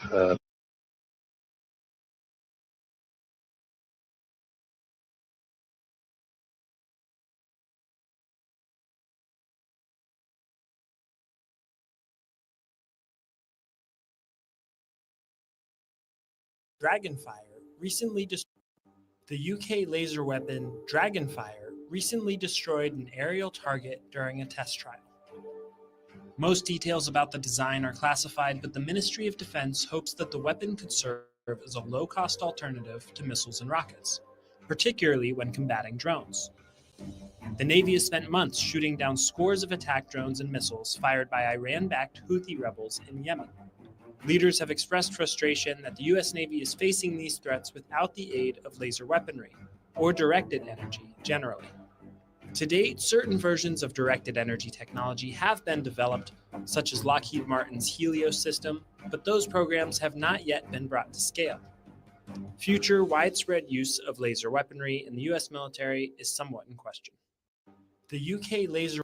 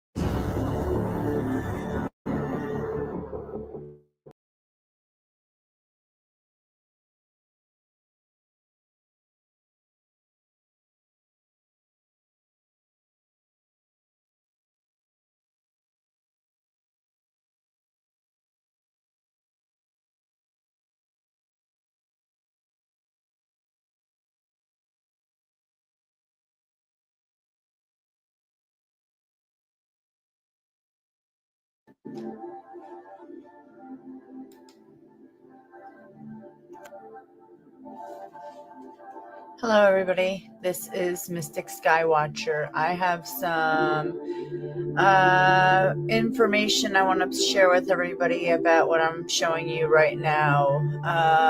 These chemicals that are being sprayed above in our skies. There's a connection to nanotechnology and maybe Morgellons disease. Yes. Many people have been coming down with these skin conditions. Myself, I've fought it off for the last several months now. And yeah, it can go away and flare back up. And I'm going to show you connecting the dots, what I've been connecting the dots and what I'm talking about. See all this? There's chemicals, polyfibers. Yes. And I'll take you over there. Let me show you guys what I'm talking about. Right here. Morgellons disease is the silicone nanotechnology is not a parasite. Research how polymers are being used for chemtrails. The truth about Morgellons, okay? It's man-made. Okay, nanotechnology, this is what it looks like. Research the Illuminati and find out the depopulation agenda to remove 90% of the world populations, like the Georgia Guidestones. I will be visiting there soon. It's been on my bucket list to do. And I will go over the Georgia Guidestones because this is part of their agenda, okay? These are the symptoms, and our bodies are doing what they're supposed to be doing, which is pushing out the invader outside of the body. And what I mean by that is this will appear and you can wash your skin and it'll pus out, and when you squeeze the white little squiggly lines of silicone nanotechnology. You can use tea tree soap and these methods. I've tried colloidal silver. It seems to really help. I've done tea tree oil. It seems to help a little, but I've never tried this method. The silicone ooze out of your skin. Watch it. I would love to see this. This is why I'm going to get a microscope soon for our classroom. Works best if your pores are open and taking a bath. You'll be shocked to see how much plastic comes out of your skin. That happened to me last night after I showered. Some pores just came out of nowhere. The little white round balls came out of it. And I've been searching this and researching this. And it just really freaks me out because as everybody knows, if you're watching my channel, you know what they're spraying above these skies here in Georgia. And if you watch channels like mine that report on the skies above, such as Mike Morales, yes, Above Ground News, yes, he tells all about what's going on in these airplanes that are spraying these chemicals above called cloud seeding. We need to connect the dots, and that's what I'm doing. As they're spraying plastic polymer material in the sky, we breathe it in all day, and then our bodies try to push it out of our systems, and then we get lesions. That's what happened to me. I had a viewer comment on one of my videos, why don't I show my whole face? Well, quite frankly, my camera cuts me off when I sit close to the computer, and second, I'm trying to fight off this lesion on my face that flares up sometimes because of this warfare agents that are filled with plastic nanospheres and carbon nanotubes. Okay, replicating, highly electric. This can be used for mind control, okay? Forced chipping of the population. Yep, you'll never find me chipped. But this is the way that they're going to do it because it's electric and they can turn on the frequencies, turn them up like I've already felt. When I report on the Schumann resonance, the frequencies are going up. They're turning on the microwave on us, folks. Yep. This is not conspiracy. This is reality. You can go do your research. If you think that this is just fake news, I dare you to come on with any debate, and we'll go for it, man. Can you say bio, this word? Yeah, because that's what it is. Compliments of our government. If you don't think a government's capable of poisoning and murdering its own people, then you haven't done your research and you don't know history.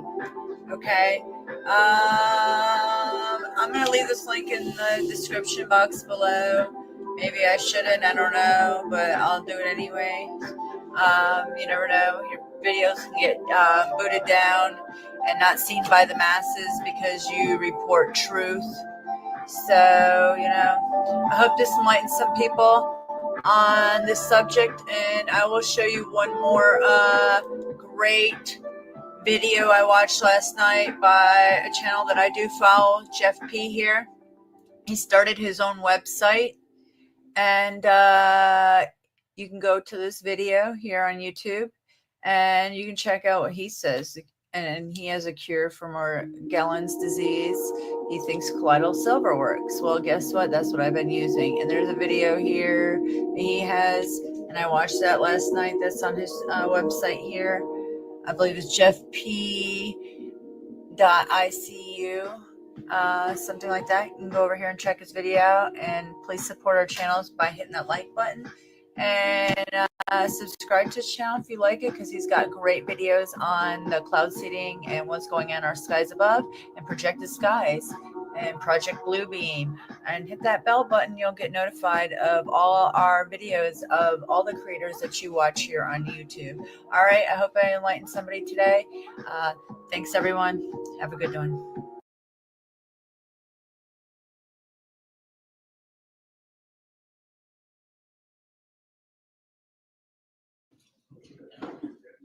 Well, good afternoon. I would like to welcome you all to this presentation. My name is Kostas Panos. I'm a professor of ECS and director of CITRIS and the Banato Institute. I would like to also welcome the people who are watching this online, including those on the other CITRIS campuses at UC Davis, UC Merced, and UC Santa Cruz. I also today I'm very pleased to welcome one of our CITRIS partners, Technological de Monterrey, who is visiting together with a large delegation in order to promote the work that we're doing together. So logistically, everything with the lunch here is compostable except for the foil. And so please use the green and black bins at the back. We have a couple of upcoming events that I would like to bring to your attention. The 2017 CITRIS and Tec de Monterrey Seed Funding Opportunity is happening now. This is the reason our friends from Tec de Monterrey are here. The idea is that investigators from Tec de Monterrey, which happens to be the biggest private university of Mexico with about 90,000 students, okay, quite significant. And of course, investigators from the 4 CITRIS campuses are welcome to join together and apply for projects. The application deadline is due April 14 at 5 p.m. And we have all this information online for more details. Today, we have a CITRIS Foundry event. Foundry, of course, is our incubator. We are hosting a demo day at 6 p.m. here in the Banatos Auditorium to celebrate the graduation of the Spring 2016 cohort. The demo day will serve as an opportunity for all the teams to share short presentations about their companies and showcase their accomplishments. And again, for more information and to register, you can go to the Foundry Spring 2017 at Eventbrite. Foundry Spring 2017. I think you can find a link on our website as well. Also speaking about the Foundry, well, with one cohort that is about to graduate, we're about to collect applications for the Spring 2017 cohort. The applications are due next week on the 26th of March at 11:59 p.m. And I have to tell you, last time we had a 10% selection rate. The Foundry is becoming quite desirable and very selective. So if you want to participate, please talk to us. citrisfoundry.org has more information. And next week, because of the spring break, we'll not be holding a research exchange lecture. It is now my pleasure to present today's speaker, my colleague, Professor Michelle Marhabis from the Department of Electrical Engineering and Computer Sciences at UC Berkeley. Michel's work focuses on the extreme miniaturization of technology focused on building synthetic interfaces to cells and organisms. He's known as one of the co-inventors of neural dust, an ultrasonic interface for vanishingly small implants in the body. His group is also known for developing the world's first remotely radio-controlled cyborg beetle. You should have seen that. I mean, it's still on YouTube. It's quite amazing. This was named as one of the top 10 emerging technologies of 2009 by MIT's Technology Review, TR10, and was in Time Magazine's top 50 inventions for 2009. Michel received his BS from Cornell, his PhD from Berkeley, under Professors Roger Howe and Professor Jay Kisling. His thesis work led to the foundation of Microreactor Technologies Inc., who's acquired in 2009 by PAL Corporation.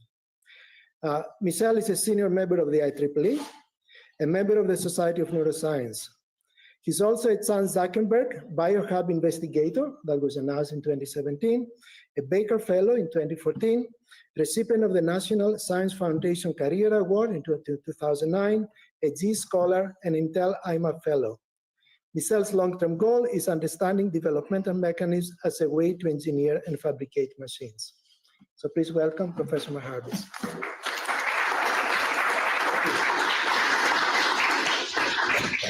All right, thanks.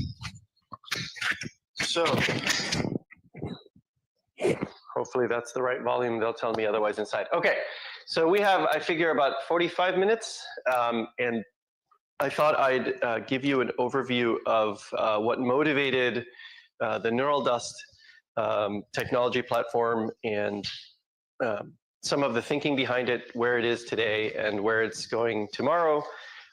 If those of you that saw the Bears talk, this is essentially the Bears talk, except I changed bears to citrus about 30 seconds ago, so about 5 minutes ago. So if you get up and leave, I won't feel bad if you want to watch it again. Okay. This has been an extremely fun ride for about 3 years. It's very interdisciplinary. I want to point out Jose Carmena, Elad Alon, and Jan Rabai, who are the other principal investigators, all colleagues here at Berkeley. Jose is a world famous leader in brain-machine interfaces. Elad and Jan are world known for their circuits and other technology developments, and Jan has been a pioneer in that area for many years. DJ and Ryan really are the two principal drivers as the grad students that did all the work. So I'm pretty proud of this. If you find yourself very interested in all of this, there's no way in a talk like this, nor would I want to dive into all of the math. There's quite a bit of math behind a lot of the slides I'm going to show you in 20,000 foot level. I would point you to 3 papers. There's an archive preprint that you can obviously access for free at any time. And let me back up.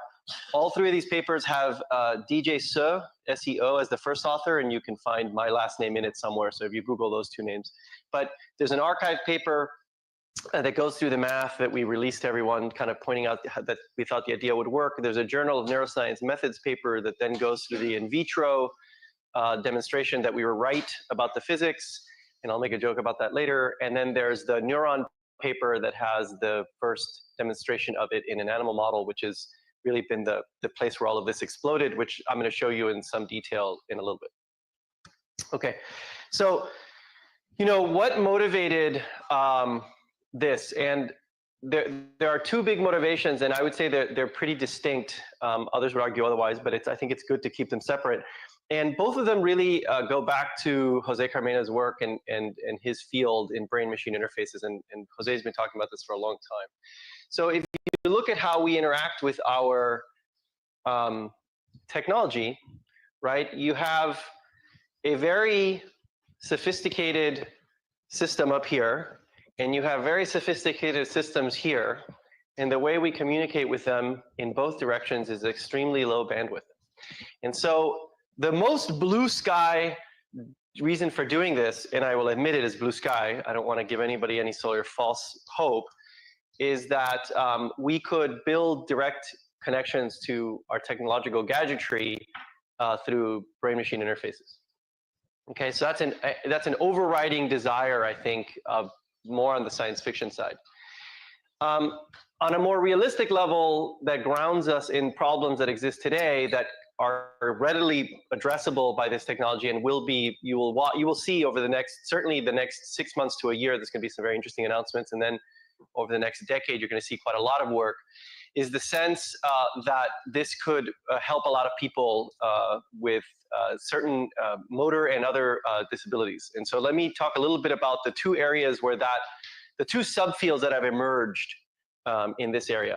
The first, which is I think nicely encapsulated by this figure from Miguel Nicolas' paper from a few years ago now, is really encapsulated by the term brain-machine interface. And it's based on quite a big literature now that has shown that if you can take recordings from the cortex, whether you're looking at spikes or other variants of that, and you are taking those, running them through some filter, some algorithm, increasingly, of course, this is all machine learning based kind of stuff, and using that, decoding that, using that to drive some prosthetic, here shown as an arm, but it need not be an arm, it could be an exoskeleton, it can in fact be a speech prosthetic, it could be quite a number of things that essentially perform some function which the user is aware of how well that function is working. What a whole field has emerged around the idea that you can then train on this loop. So if say I'm trying to use a robot arm, over weeks of training, my neural net will adjust itself to do this better. And of course, in modern brain-machine interfaces, the system itself is also adjusting. It's a two-learner system. So the desire to do this is a big motivator for technologies today. Because in the end, the next thing I'm gonna show you is there's a big problem technologically in doing this at the interface between the brain and the hardware. And that's what Neural Dust is all about, is starting to think about that problem. The other area that is hopping right now, it's an area with a lot of market interest, is sometimes called electroceuticals. This was a term that, to my knowledge, was coined by GlaxoSmithKline a few years ago, but I could be wrong. And that's the idea that in sort of duality with the central nervous system thing on the left, here you could intervene in the peripheral nervous system, which is usually, I think you can all agree, easier to get to than drilling a hole in your head. And doing that, you might be able to address many, many disorders and conditions, because down at the bottom, it's nerves that are doing a lot of regulation. And so you can imagine there's a lot of interest right now in inflammation, because there's some pioneering work by Kevin Tracy and the Feinstein Institute over on the East Coast that showed that inflammatory responses and your peripheral nervous system are actually all interlinked, and they're all talking to each other, and your brain's taking data and putting stuff back in. And so, for example, it turns out that if you can modulate certain activity in the vagus nerve, which is a very large nerve that innervates almost all of our dorsal organs, you can modulate inflammation. You can imagine how powerful that is, and so on. There's just this idea that you could get at the nerves. But again, there's a technological problem in doing that, and one, in fact, that was recognized by GSK, among other people, and launched a whole series of funding initiatives to try to figure out what kind of technology you could use for this. So hopefully that makes sense, the fact that these are, sort of, I gave you the science fiction view and then some more realistic near-term issues that I think you will absolutely see addressed over the next decade, and I'm happy to take some questions near the end if people are curious how. But now let me show you, let's start with brain-machine interfaces. Let me show you what it does look like when applied to human patients. The marquee clinical trial in this area is called the BrainGate trial, or set of trials. And what they did was apply this sort of cartoon I showed you in the previous slide on the left to patients that were either locked in or quadriplegic. And what was done was an array, which I'll show you in the next slide, was introduced into the cortex that could record. It's introduced into the actual tissue of the cortex and can record signals from it. It has many, many different electrodes. The next slide will make some people squeamish, so finish your food quickly. You have 45 seconds to finish your shawarma. And then this was closed appropriately, and then you have these boxes on top, which consist largely of amplifiers and front-end conditioning circuitry to take those signals and then run them out. Now, what was demonstrated with this was remarkable, and one of the things I think at a human level, when you see, this is all on YouTube, you can look for these, when you see the quite understandable but very powerful emotional reaction of these patients as they can see that they've acquired some new sort of control of the environment using this is pretty, I don't know, it would affect you, I think. But that's what it looks like this is the state of the art today in actual demonstrated in humans. Academically and in companies, it's quite a bit ahead, and I'll show you that in the next few slides, but this is the grounding of reality today. Now, there are a lot of ways of taking data out of the brain, and I can't talk about all of them. I actually have a tutorial I give sometimes, and it's like hours long. I have to go into a lot of details, but suffice it to say that somewhere between EEG, which we all know sits outside the head and doesn't usually require any intervention clinically, but is very low resolution and really not very good for very serious clinical stuff, with some exceptions, but generally it's a very crass thing, down to what I described, which is getting right into the cortex next to a neuron and recording that, is a wide spectrum of interventions, which my group is involved in, and we don't quite have enough time to talk about it, but I'm happy to discuss. Just be aware that there are a lot of ways that people are attempting to take data out of the brain and put it back in. But the one I just showed you, the arrays look like this. This is it should have a citation, I apologize. This is from a 2010 review paper in Frontiers of Neuroscience, which is very nice. And it shows you all the different types of shanks that different groups have made. And these things, which are on order of a millimeter long and tens of microns wide usually, get pushed in, as you're about to see here. This is an image of these arrays about to be pushed into the cortex, and you can see all the vasculature under there. That'll matter in a minute. But they all have different, ways of doing this, but you can kind of get a sense of what they all look like. Okay? So let me skip this slide. So what do you want when you build one of these things, right? If you're building either the thing I just showed or very similar technologies for peripheral nerves, or you're trying to wrap around a nerve or go into a nerve. Well, whatever you're building better be able to detect the signal you want, and that might vary. There are different types of electrical information that are worth collecting for these interventions. You might want to stimulate. You might actually want to apply electrical energy to the nerve or the neurons to get something out of it. I'm going to come back to that at the very, very end. You need to, of course, process some of this stuff very close to the signal. You have to do a lot of data conditioning and front-end amplification to clean it up. You, of course, need to get power to these things. We're going to talk about that in a minute. That's really the big source. You need to talk to them. You need to talk to these arrays and these signals. And all the while, it's got to be small. It's got to be biocompatible, which is where we're going to go in a minute. It's got to be safe. And lastly, it's got to, hopefully last quite a while. And this is a problem. So now, after kind of giving you this little intro, where am I going with all this?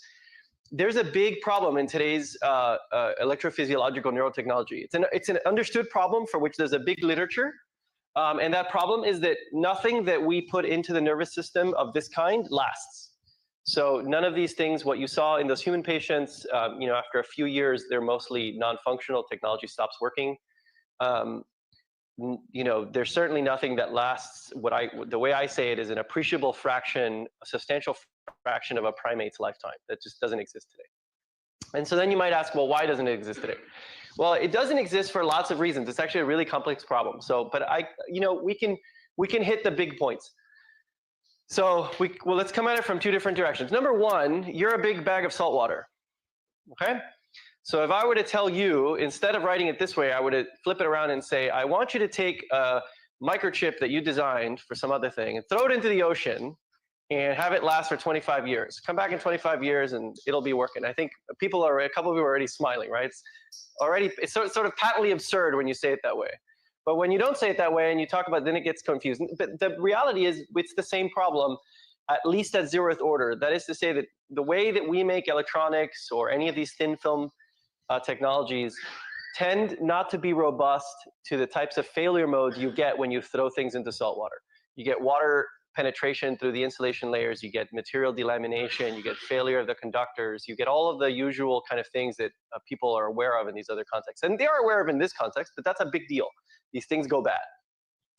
The other problem is going at it from the organism, thinking about it from the organism's perspective. So any area of your brain that is heavily is dense with neurons is equally dense with capillaries, with blood vessels, because that's how the neurons get their food. And this is why MRI works, because MRI is not measuring neural activity, it's measuring oxygenation locally in little areas, because that's a proxy for neural activity, right? And so what happens when you shove these things in the brain is you go pop, pop, pop, pop, pop, pop, pop, and you microembolize everything down as you're going down the stack. All those little vascular things get basically exploded, and then they get cleaned up most of the time, and so you can imagine that that's going to recruit a lot of local and systemic responses by the body. The body gets pretty pissed off when you do that. And one of the ones that has been recognized for a very long time is that you get encapsulation of the implant by glial cells. It's called gliosis. It's sort of this scar tissue idea. Now, someone showed, and by the way, let me add, and these are stiff, right? These are pretty stiff implants. And nothing to do with this sort of fibrous gelatinous nature of your cortex. And so someone showed quite a while ago that if, it was Darryl Kipke, in the mid-2000s, that if you can make your implant small enough, he was his group was introducing shanks, just like the ones I showed you. What they showed is if you shove in 150 micron wide shank, a millimeter long, versus a 50 micron one or a 60 micron or smaller, the very small ones didn't effectively, as far as they could tell, get very noticed by the cell response. They were small enough that the glial cells did not start building scar tissue all around it, whereas you had 120 or 150 micron thing and it was completely encapsulated by stuff, which is kind of that cartoon you see there. And so that, coupled with the observation that these very stiff things were connected by wires and sitting there essentially micro sawing, as the things are going, you have this thing just sitting in this jello, made people begin to start addressing this problem from both directions. New materials, my group does both. So new materials and this issue of how do we get around the tissue response and how do we make better interfaces. Okay, so along came the brilliant people at Berkeley, among, in many other places. I don't want to overplay it, but I do want to point out, quite frankly, that a lot of the early work I'm about to talk about, really the state-of-the-art stuff came out of Cal, came out of Berkeley and Jan Rabai's group and Elad and Ricky Muller, who's now an assistant professor here. And so very early on, there was an observation that why don't we get rid of all these wires and make this wireless? And so there were attempts, successful ones, I don't mean attempts like they didn't work. There was work demonstrated where you could get these shanks and put little coils on them and then close everything up and talk to them from the outside. This is wonderful work from Brown, from Arto Nomiko's group, which does very mature technology now that's being transitioned into lots of experiments where you can, you have a craniotomy plug in the array and then all of this is wireless. This is a very mature, sort of very elegant wireless stack. Ricky showed in collaboration with the electrodes made in my group that you could make an ASIC and have an antenna right on the electrodes, close everything up and have a little stamp-sized thing and everything could be wireless. So there were attempts made to miniaturize this and to make it wireless, kind of to start hitting at these things I was talking about. And they were generally successful, but fairly large objects, right? And the number I want to give you to keep in mind as I finally get into the neural dust stuff in the last half hour is that just very roughly speaking, the best you can do is about a microwatt of energy required per channel you're trying to record for the bandwidths you need for these systems. And you can only get so small if you're building a full front end. So if you're building a full electronic front end, like one of those chips up there, and you ask how much area does the little amplifier and all the things that you need to do a single channel, you're talking, a few, maybe a millimeter squared, maybe you can get a little more aggressive and get on the hundreds of microns. Yeah. What is the channel? Thank you. The channel, by channel, I mean every little electrode from which you would like to take a voltage reading, electrophysiological reading. This is all voltage recording.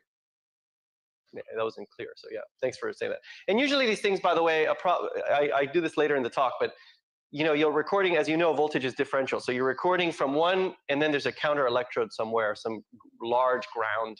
It's not really ground, but people call it ground. It's a large counter electrode. Okay. So now what happened? So these things, were being developed, and there was always this desire in the field to make them really small. Like, could you take and make an absurdly tiny implant? Could you make 1 millimeter fully? The whole thing is 1 millimeter, and you put it in, close everything up, and talk to it. Is that even reasonable? Could you make I don't know, could you go crazy and do a 500 micron implant or whatever? And we looked at this here with Jan and Jose before the neural dust work, and many other groups, a number of other groups, I think 3 or 4 groups had been looking at it over the years and tried and failed.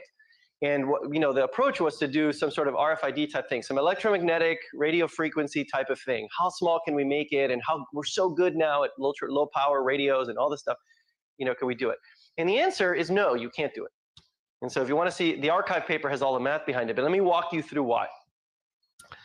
So, and it's a qualified no. It's actually, I overstated on purpose. In a second, you'll see it does work in some cases. But what's the story?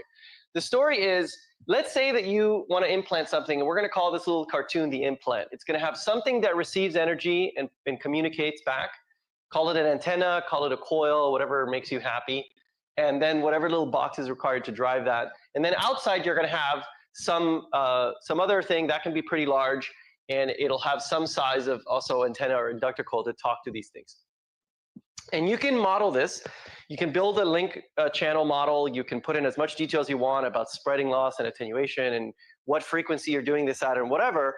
And you can build a pretty accurate understanding of what happens at different scales. So let me show you what happens. So if you build these type of things, this type of thing, at a centimeter, on the x-axis is the size of the Rx dimension, the size of the implant. You can think about it as the size of the coil if you want to make it the most permissive. At a centimeter, you're not doing so bad. And electromagnetics is going to work great at a centimeter. That ECOG that Ricky developed, that's about that size. There are many other very nice systems that will always work, well done, and it's a nice technology. You get to a millimeter, and it starts to look a little weird, and then you fall off a cliff. That's 100 microns. Now, why do you fall off a cliff? It's actually pretty easy to explain. There's two reasons. One is light is fast. So if something is fast in a medium, the wavelength that will have in a medium is very large, okay? Large wavelength. To capture energy, usually the thing you're using to capture energy has to be some substantial fraction of the wavelength. Otherwise, it's very hard to capture energy. Lambda over 2, lambda over 4, some number like that. Which means that for electromagnetic waves, you're kind of screwed because 100 microns is not a good size. It's way too small for most things. At most reasonable, even like tens of gigahertz and all of the usual numbers that sound cool. The other problem is that you're a bag of salt water, and electromagnetic fields don't like going into bags of salt water. They get sucked up. There are windows, but they all suck. I mean, there's some windows, but none of them are great. And so what happens is you end up with a limit imposed by the FDA, which is just comes out of this, which is, you really can only pack a few tens of milliwatts at, really it's 10, but per centimeter squared before you can, when you start raising the temperature of the fluid, because all the energy is going into the water. So if you put this together for a 1 millimeter squared interrogator outside, 100 micron implant, 2 millimeters away from each other, you get 4 picowatts of power, which even for, Elad and Jan and Ricky can probably do amazing things with 40 picowatts, but not exactly the greatest amount of power. And for those of you that are electrical engineers and you like seeing decibels, 100 micron mote, the resonant frequency for electromagnetics would be, somewhere around 9 or 10 or whatever the number is there. But the important part is you get 125 decibel single path loss. So go have fun with that number. All right. So what works? And I was asked to make this joke. I wasn't going to make it, but I'll make it. I make it every time. I'm kind of getting bored of the joke. But I always say, stop checking your email. This is like the only slide you have to look at for the whole talk. Then you can go back and check your email on your phone. Because I'm in the audience, and that's what I do when I'm in the audience. So anyway, so what works? What works really, really well is ultrasound. And the system is pretty straightforward. The idea is pretty straightforward to explain in this one cartoon, and the rest is just me trying to convince you that this works. So how does it work? So it turns out that electromagnetics aren't going to work, but ultrasound will work. And the reason ultrasound will work, and I'll put up, somebody's taking a picture of it, so I'll put up all the mumbo jumbo at one time. Why does it work? It works for the same reasons that it didn't work in electromagnetics. Sound is slow, so the wavelengths are dead on. 10 megahertz is about 175 microns that you need. It's perfect. And medical ultrasound goes all the way up to tens of megahertz, so it's perfect. And your body actually is reasonably transparent, with the exception of bone that I'll come back to. It's reasonably transparent to ultrasound. The loss is much, much, much, much lower. Okay? And so what happens if you put these two things together is that ultrasound is actually a really nice medium to power up and communicate stuff that is really tiny. So what you do is you implant a little piezoelectric crystal, and you cut the crystal so that the thickness of the crystal is lambda over 2, wavelength over 2. So what will happen is you'll set up a resonance in the crystal, so the crystal will wiggle. If you send in ultrasound from the outside at the right frequency. So you send in ultrasound from the outside, this thing's outside, comes in, hits this thing, wiggles. Now what happens? A couple of things. Whatever you put here, even if it's not a special type of crystal, energy will bounce back just because it's hitting a dissimilar interface. I'm gonna do something unprofessional. Pull my shirt out. So anyway, energy is bouncing back, and you can see that. You can listen for that outside. Now, a couple of other things happen. One is, if this is a piezoelectric crystal and I have electrodes across it, when this thing begins to ring, it'll produce voltage across it, and it'll be able to drive a current, which means that I can use that to power something next to the crystal implanted in. It's a mechanical to electrical transducer, and the other way around. So that means that I could use this essentially to power something connected to it. Now, here's the trick. The trick is, if I can build some circuit here just shown as a variable resistor, which it isn't, but just something, if I can build some circuit that as a function of a neuron firing or some other interesting signal can modulate the impedance across this crystal, the amount of energy reflected from this crystal will change as a function of that. It's like a tuning fork that I tap when I want to, and someone can tell that that's happening. So all I have to do is sit out here, hit it, and listen. And as long as I know what's going on, and if I can in fact do this, I can reconstruct what's happening inside the body very nicely, very elegantly.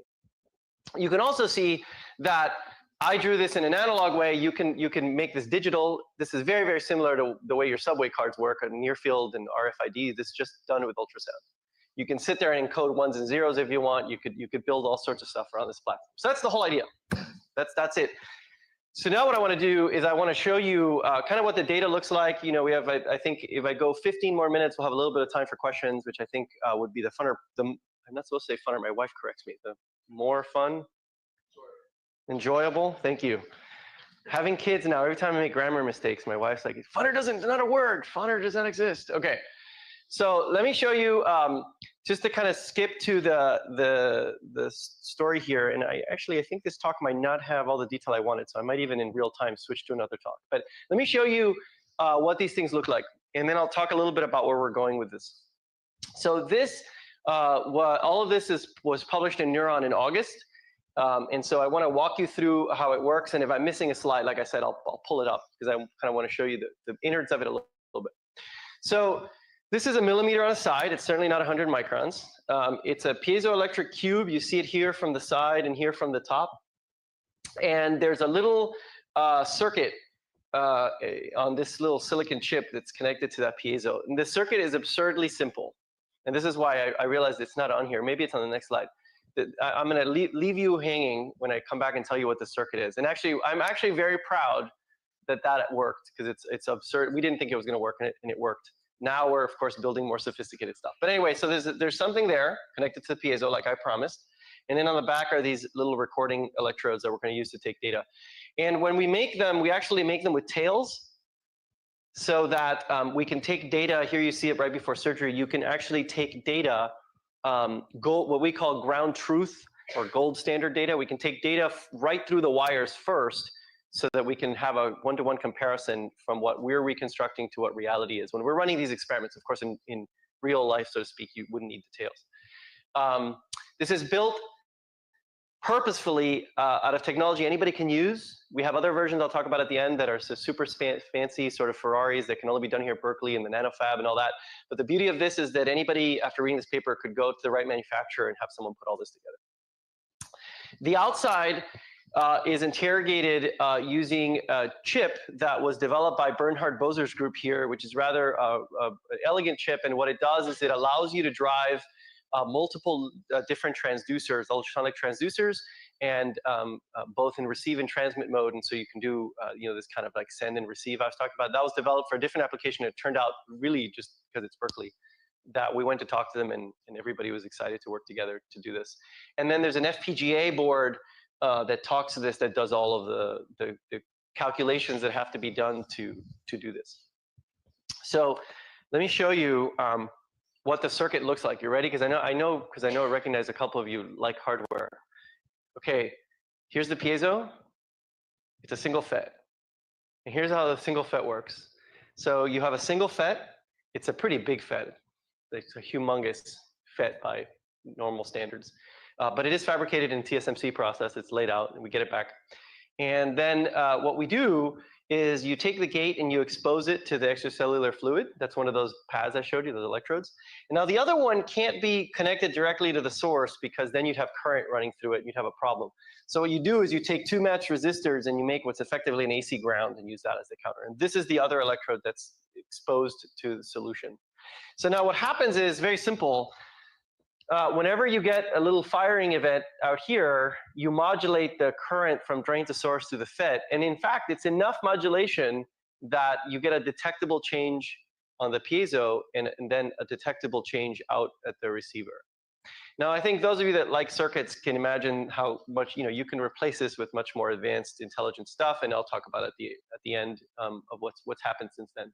But what you're going to see is data of that moat, or moat like it, sutured on to the muscle of a rat and the sciatic nerve of a rat. The muscle to show electromyograms and the sciatic nerve to show compound action potential of a peripheral nerve, which is a big deal, like I mentioned, these days.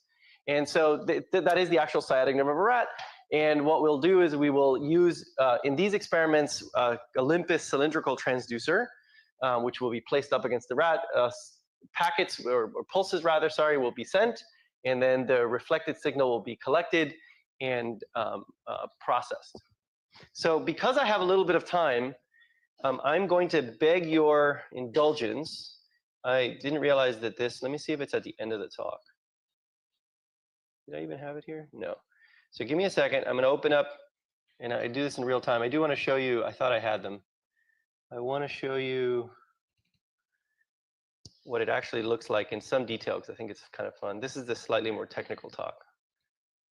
Okay, so I'm not going to go through all this, but I do want to show you how it works. So the way this system works, so let's say that the top row 1, they're all Roman numerals. Row 1 is the actual change in voltage, extracellular voltage, is a function of a neuron firing, and you get, like, let's say you get that hump, and you can see it's milliseconds on the x-axis and millivolts on the y-axis. All right, so what happens? So that's what's happening in, let's say that's what's happening in the nerve. Well, the first thing is every 100 microseconds, we send out 6 pulses, an ultrasound, pop, pop, pop, pop, pop. And the frequency of this is chosen so that it's at that lambda over 2 that I talked about for the crystal. So that happens, we send that in, and immediately we switch to receive and we listen. And so if you look at the receiver signal, this is junk that's feed through from the transmit signal. This is just junk. And as soon as you start listening, you capture this stuff right here. Now, that doesn't look like much, but as soon as you get rid of this low frequency stuff, you get a beautiful little set of packets coming back, okay? Now, what do those packets look like? They look like that. This is the return. This is the things that bounce back off the crystal. You get different combinations of pulses. So we sent out 6, and it turns out that 6 come back several times. And why does that happen? Because there isn't just a crystal. There's the front of the crystal, the back of the crystal, the back of the little board. All those things cause reflections of different amplitudes, and you collect them. But what's cool, the reason I wanted to show you this, is that some of these, like this area here, some of these come out of the crystal and are responsive to the neural signal, but some of them don't, like say these 2 areas here. They're going to not change at all with the neural signal. But all of them will change if the orientation moves a little bit. And so I have a built-in way of backing out motion artifact because everything's going to change when the thing twitches a little bit, but only this stuff is going to change when the nerve fires. And we know exactly how it changes. And so what we do is we filter it, we rectify it, we take areas under the curve, essentially we integrate, and we reconstruct one signal. And this is, I'm going to show you the data in a better way, but that, leads to a reconstruction that is very close. Now, the problem, there are problems. The problem with this approach is that with a single FET, you're kind of limited to your noise floor, effectively your noise floor. Like, what is the tiniest, smallest signal you can record with a FET with no actual real front end? It's about 180, 150 microvolts. And that's good for these types of peripheral things, not the greatest if you're trying to pick up tiny 10 or 20 microvolt spikes in the brain, for example, and I'll talk about that.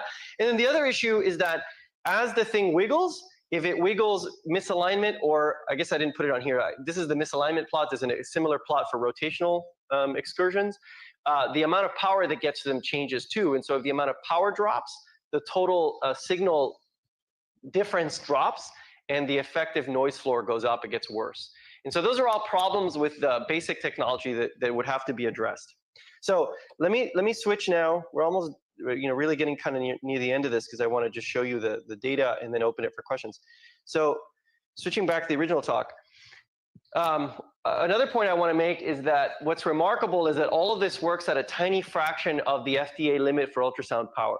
So the FDA limits for peak and average power up there, right there, 720, 190, and you can compare them to what we're doing. It's much, much smaller. So it's actually, not only is it really safe, there's a lot of headroom to to deliver more power to things in a safe way, and that's another thing that's being explored now. I can come back to this if people like ultrasound. So here's the electromyogram preparation. So let me just show you the data. The left top plot is the actual recording with wires. So it's what we call the ground truth. It's sampled at 100 kilohertz.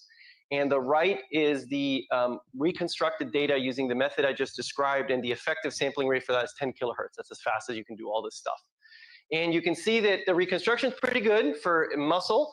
In every case, systemically, and actually we still don't know what this is. It doesn't happen for the neural signal, which I'll show you in the next slide, which is like dead on. But in every case of the muscle, there was this weird little lag. But otherwise, it's beautiful data. You get what's called a sigmoidal recruitment curve as you stimulate the muscle harder and harder and harder, and you get a bigger and bigger signal out of the muscle. It's a very classic curve. And then for the compound action potential data, this is the same story. You have the gold standard, and then the reconstructed, and then the sort of recruitment curve for the sciatic nerve. And so what's going on here, just to kind of take a pause, and why do we think it's a big deal, and why was this work, I think, so well received? What you're doing is you're putting a 1 millimeter scale object, closing everything up, and then from the outside watching a nerve or a muscle fire with there's no radios, no wires, there's nothing. And more important than that, because I think if that was the whole story, someone would say, well, I could probably do it about this scale with some EM thing.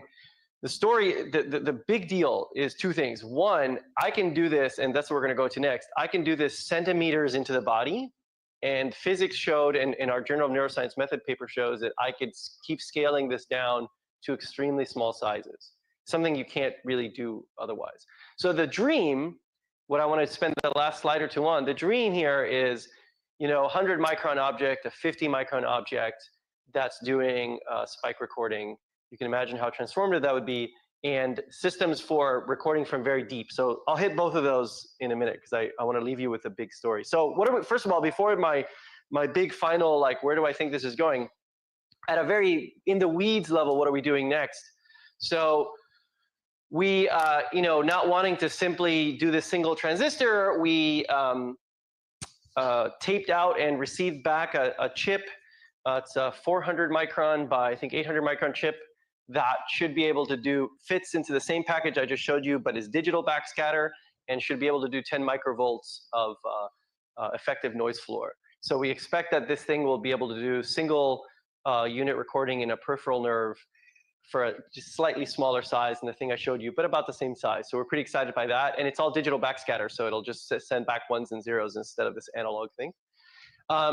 We are hard at work making smaller and smaller motes. So that's today the millimeter scale mote that you saw in the Neuron paper today looks like that. It's actually exactly a millimeter cubed. There are smaller ones being produced now with the microfab. So this is one that is made in the nanofab totally with solid state, thin film kind of processes.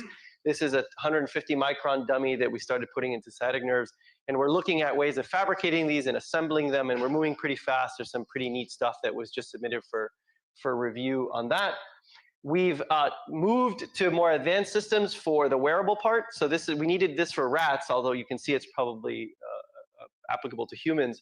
So this is a little rat wearable system. This is the actual system. It works. It was just submitted for publication. And the transducer now, instead of being an Olympus head, is a tiny little multi-element send and receive beam steering, ultrasound beam steering system that's run with a very, very fast a 40 megahertz ADC microcontroller, really nice custom. This whole is custom built system. The whole thing, can beam steer, can track, can run clustering algorithms and things like that. to do a much better job of backing out the data. With Ricky Muller, we worked about a year and a half ago now, I think the project started. We began working on a stimulation mode. I promised I'd talk about that. So they just got their chip back, and I think it's looking good. And so we are moving now to put that all together, package it, and move to first experiments, where what we do is use the power instead of for recording. We collect the power and we stimulate nerves. And that's going to be, I think, another game changer, because we'll be able to use this for interventions. And lastly, there's a whole different talk I could give you, again, also just submitted for a review, where we've changed the entire material stack of how these things are made to use a very exciting inert material. I'll leave it there to do all this stuff, and we're pretty excited by the way where that will go. And then lastly, CNS, you know, exclamation point, exclamation point, exclamation point. We are now very aggressively going after the 50 micron mote dream to do this in the cortex. And you should all ask me whatever questions you want about that. I want to leave enough time for questions. But let me tell you another story. Okay. I think that's all going to be big impact, but I think there's a bigger story here. And this is the thing that's driving a lot of us. I don't have to do neural recording with this. I can record whatever I want. If I can build a little oxygen sensor, pH sensor, pressure sensor, temperature sensor, whatever sensor, as long as I can find a way to miniaturize it and get it on a backscatter system, I can now Fitbit your organs. And we're pushing this pretty hard. I'm serious. Imagine having on your liver a little mote that is a speck of sand, and every morning when you go to the bathroom, somebody takes a little data off your liver and says, okay, you know, or having deep body temperature for your gastrointestinal tract. All things that sound a little funny, but they're not. They're actually, there's big unexplored territory here. There's very little work has ever been done on this kind of stuff, because how could you ever do it? Well, what this offers, this platform offers, is a way of getting data in and out to very deep structures in the human body that just generally were just inaccessible without things that, you know, in a research lab, I'll have a bunch of wires coming out of a sheep model or something, but no one's going to agree to that unless they're very ill, and certainly no one's going to have that as part of their daily routine. And so this is blue sky, and it's a way off, but we're hitting it very hard. For example, Mikhail Anwar, who's a brilliant sort of both EE chip designer and radiation oncology, UCSF, UC Berkeley, MD, PhD, and I have been working with Chris Piester, the three of us, on a project which is making good progress on using this to detect the resurgence of tumor cells after a tumor resection. So the problem is you remove a tumor, and you'd like to know very, very fast if anything comes back. And by the time you can image something with an imager, you have a cluster that's large enough that, you know, it would have been nice to know a lot sooner. And we think we can essentially leave a few of these things in after the tumor resection, and then just do the standard radioisotope labeling that people do, and very quickly say, I got a few pings, something's here, and much, much sooner than you could with imaging. So that's one example, but there's a bunch that are now sort of exploding, sort of the 1,000 flowers blooming. So I think this is a big deal. I want to leave you with that. I want to thank you. This is the group. These are all the people that let me give talks. And I always end with this, my humorous observation. This is a very, very recent picture. It's about 3 months old. That's my daughter, who's clearly very excited about science. And who can find my son? Anybody see my son?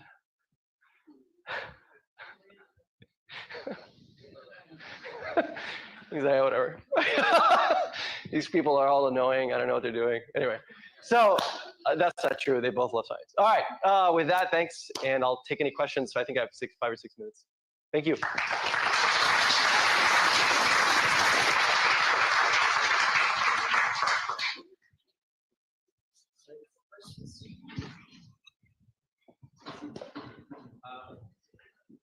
Since it's being I'm curious about how things are looking for trying to miniaturize these to put them into the CNS. Like I'm not a domain expert, but I imagine you'd also have a more complex signal, and maybe you're going to face even more difficulties with durability. Yep. So here, the CNS problem was really hard. And so although it started that way, the dream started with CNS, I think we're always very careful to conservative, in terms of what we assert, but we are absolutely doing this, and I'm very bullish. I'm just trying to be sort of responsible up on a stage. So here are the challenges. It needs to be, somewhere in around 50 microns, maybe plus or minus something, to really be a game changer as opposed to a novelty item. And I'm very big about not generating academic novelty items. So I think we're really going to have to go after that hard. And what does that mean? It means that you have to be very careful about what you can really fit on there, develop all of the fabrication for that. But more importantly, if you're also doing this, the hit the ball out of the park result would be that 50 micron object can record single units. Single units in the CNS, accounting for all sorts of variations and whatever, you probably have to have a 10, 20 microvolt noise floor, right? Because if you're lucky, you'll get 50 microvolts, maybe a little more. Some people, oh no, you can get much more. Sure, that's true, but not on an average. On average, you want to make sure you can catch the little signals too. So you're talking about doing, let's call it 20 microvolt noise floor in a 50 micron package. That requires some pretty clever engineering on the side of the recording thing. We're working with Ricky Muller now to kind of look at that problem. You have packaging problems, you have delivery, and then you have another big problem, which I just hired a postdoc in communications and imaging, and we're just starting to talk to Mickey Lustig about this, and Laura Waller and Elad. You have the skull, and the skull is a massive scatterer. And so the question is, okay, I can give you what's the flip answer? I'm going to leave a little tiny 2mm craniotomy port and pop a little lozenge in there, and then the skull doesn't matter. What I'd like the answer to be is, if I have multiple transducers over a fairly large area, each doing fairly low power, but together they can get through in the same way that people get through scattering media today. Can I tell you that's going to work? No idea. We're just starting. That's kind of like, this is why, I love my job. It's all this sort of crazy, what can we do next kind of stuff. So those are the challenges of the CNS, I think.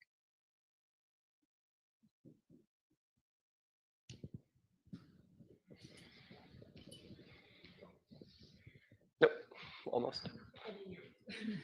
So backing up a little bit on the overall sort of physical information system, you've got a volume where information is being generated, and kind of a little bit of a dilemma. You have a surface over which you can get the information out. Right. Yeah. So even just power-wise, okay, is there a dilemma there? Yes. Okay. George Church and Jose and I and a bunch of other, Conrad Cording, a bunch of other people got together about 4 years ago over in Boston, and we wrote a paper looking at this problem, which is, could you, using any technology that you think is reasonable plus some epsilon, is there a way to get all the information out of a rat brain, even defining it as whatever information we have today, right? You could always argue this more. This is a very, very, absolutely you're right. Okay, now let me do a quick and then longer answer. The quick answer, I have a way to get out of that problem, which is none of this is intended to suck out most of the information or even a tiny fraction of the information of the brain. It's intended to run a brain-machine interface clinical system, and for that, I only need about 100 channels. So if I can get 100 channels, workable channels out of this, you can run pretty much any BMI prosthetic today, and it's already a large enough parameter space to do amazing stuff. And so focusing on what we care about, which is a clinically applicable thing, I can avoid answering your question, right? The longer thing, if I want to engage with the question, it's very complex. I think you absolutely have this classic problem of volume to surface. You have heat generation issues that are very substantial. And so I think no one is quite, I think that paper that I mentioned was the closest that anybody's done, but no one has quite put their finger on really what is the ultimate limit if you look at how much information is there and so on. Because the reason no one has is that it's all an engineering trade-off. There is no golden answer. So what do I mean? If you're a neuroscientist, let's say you would like to see every neuron spike sampled at 25 kilohertz. But probably you don't need that for certain types of uses of the information. Maybe 2-3 kilohertz will work. There's like another dozen of these trade-offs where you kind of have to ask, what do you really want in the data? And then maybe I can tell you whether the problem you just outlined can be fixed, can be addressed for that problem. Does that make sense? Yeah. And by the way, and let me just say, I don't mean this facetiously, but I do want to get to the core of it because it comes up a lot. And this is now just my opinion, full stop.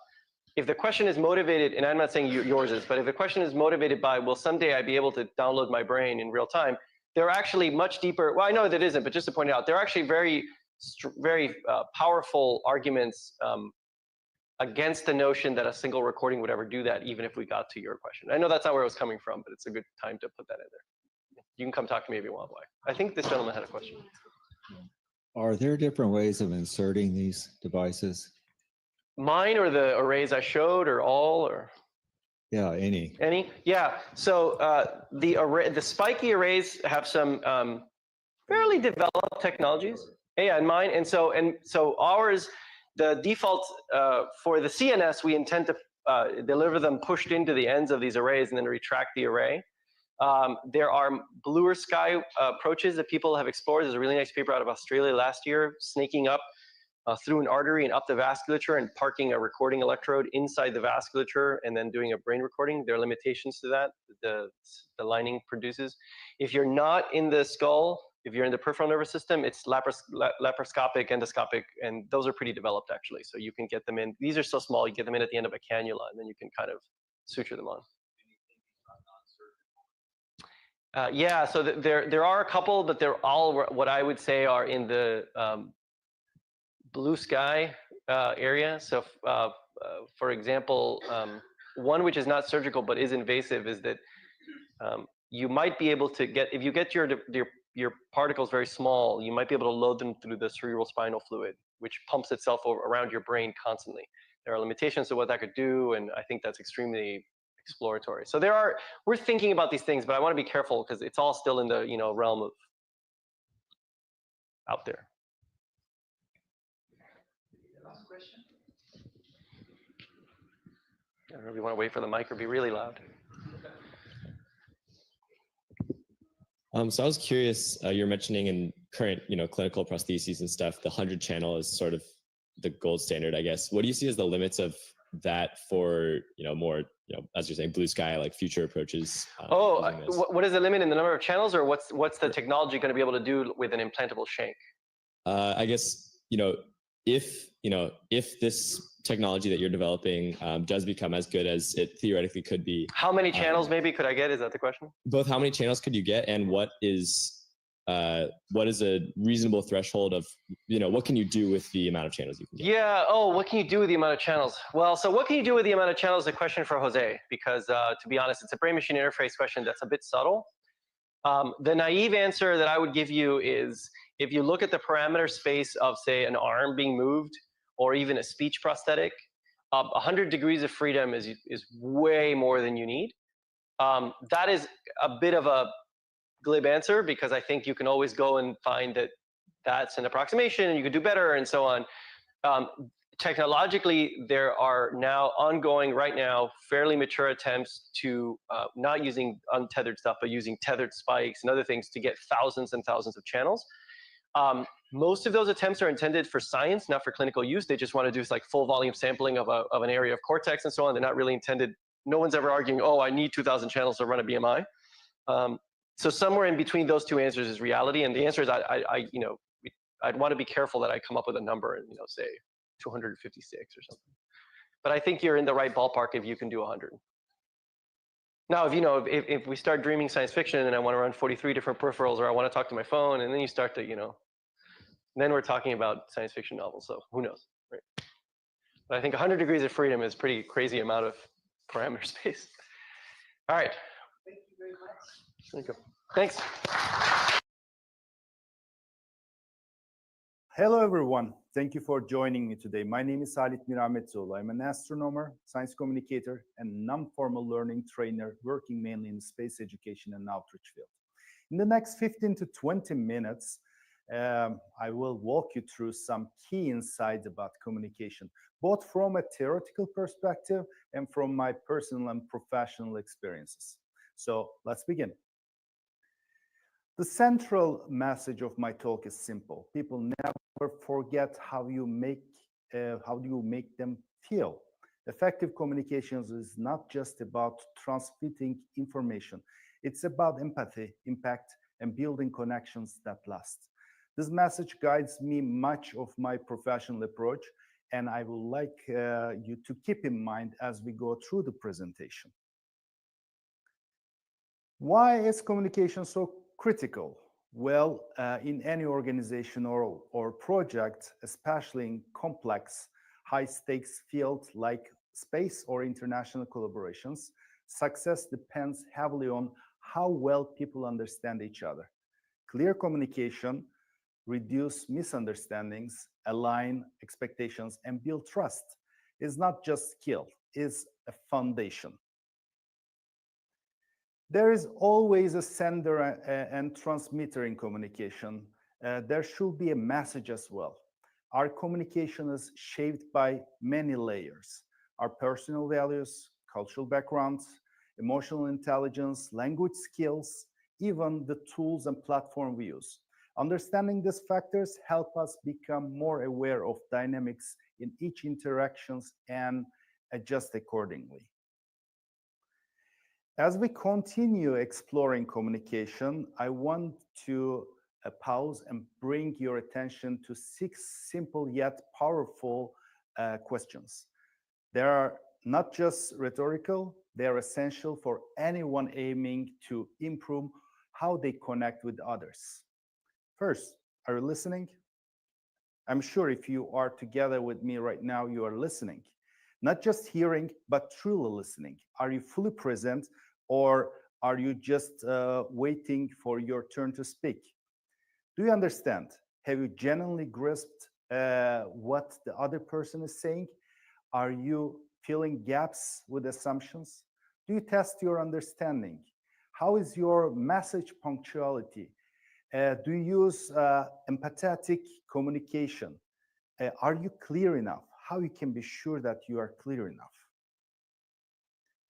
We can divide communication into different broad categories, but first we need to understand that the body language, non-formal communication, actually is 55% when we receive a message, then in our understanding. And sound and words come afterwards. So we need to work on our body language and then the message that we try to transmit to the other side. I work across different countries, cultures, and sectors, from managing space operations to moderating international panels. These experiences have taught me that no 2 communication settings are the same, but there are one common rule: listening is the more powerful than speaking. To communicate well, you must first understand the other's needs to hear. So let me give you a positive example. During multi-stakeholder space projects, we faced initial resistance from some partners. Rather than pushing our agenda, we opened up space for dialogue, understanding their concerns and incorporating their suggestions. This turned resistance into ownership. The projects become success not because of technical strength, but because of open communication. So building trust is one of the most important things. When I start to talk, there is something that I think, that is something that I want to say, what I think that I'm saying, and what really I say. As you may understand, English is not my native language, so I'm using words to express myself. But during this process, I might say something that I don't want to really say. So the message passed from my mouth to you. And there are also what the other person wants to hear, what you really heard, what you want to understand, what you think that you understand, and what you really understand. As you see, during the process, the message can be changed completely. And what if there are so many noises in that room? Of course, the message won't transmit to the other side as we wish. And at the end of the day, if we say, okay, I said so, maybe the other person didn't understand really well.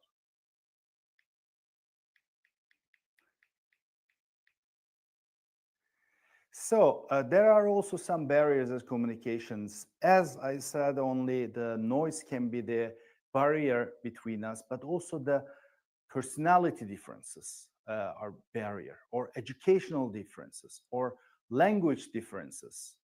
You might speak really, really good English, but if the other person can't understand you the same way you express yourself, then that will be a barrier in your communication. That's why, so what did I learn from these experiences? Always clarify expectations early. Make space for feedback, especially the uncomfortable kind of feedbacks. Never underestimate cultural nuances, especially the international teams. Keep your message simple, human, and honest. The golden rule is that it's not what you say, but what the other person understands. That's a really good quote from Rumi, actually. There are some solutions, of course, in communication. We are generating some solutions against communication barriers. It can be commanding or managing. It's very well used in military purposes, right? There's a command, and the command should be done. You can't really communicate. And remember, there's a repeat process in the commanding. When the military commander says something, the other side repeat the order in understand, show that they really good understanding. Warning, threatening, morality lectures are used, giving advice, giving ideas are used, and persuasion through logic use if there is a communication barrier. And effective messaging. Let's talk about the quality of our messaging. It's not about saying something, it's about saying it well. To communicate effectively, your message needs to be full and distinct. That means that including 3 critical elements. First of all, your viewing angle. Where are you coming from? What context or background are you speaking from?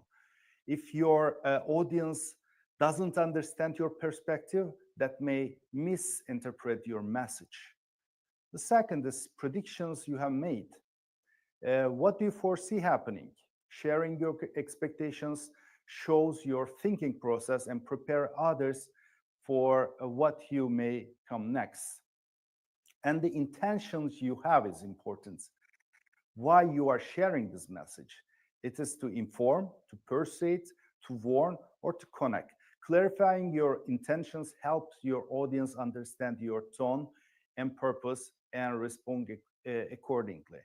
It shouldn't be always in a seminar that you are delivering a speech to thousands of people. It can be during a reception or during an elevator pitch. You need to express yourself in a second. So the other person needs to know your angle and your intentions to have.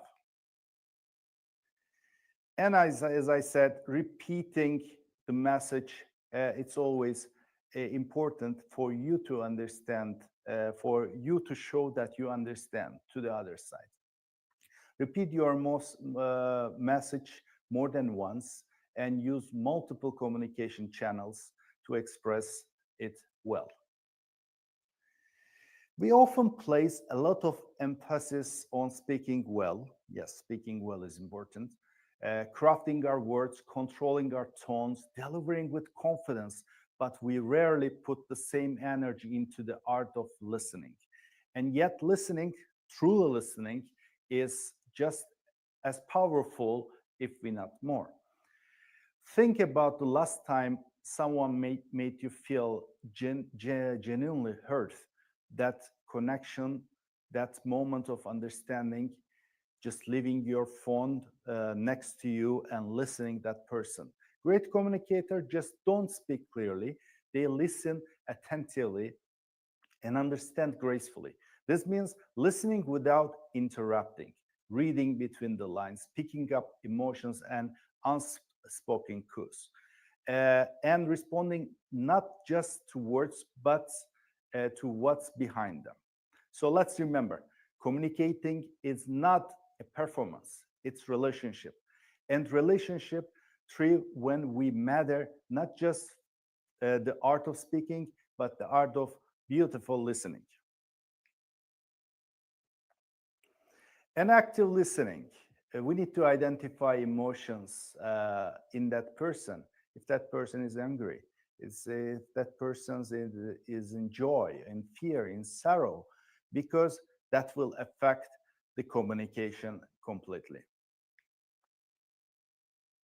So there are some rules that I can tell you for good listening. First of all, don't talk. It's difficult, isn't it? Because most of the people are waiting for their turn to speak. Relax the speaker, because that person wants to express themselves, but maybe they are not relaxed enough. Maybe it's in with the fear or anger or sorrow in that moment. Show that you want to listen. Okay, I'm listening to you right now. Please go on. Remove all distracting objects. It might be a screen, a phone, or a music in the background. Try to remove distracting objects.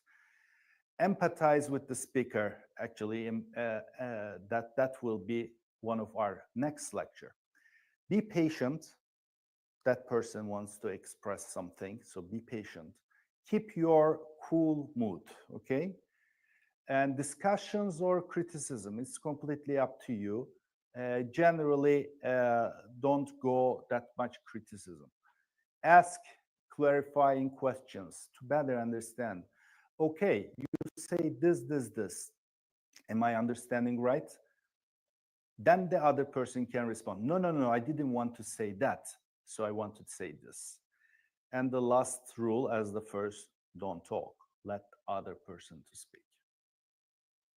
So here is the importance and roles of emotional state.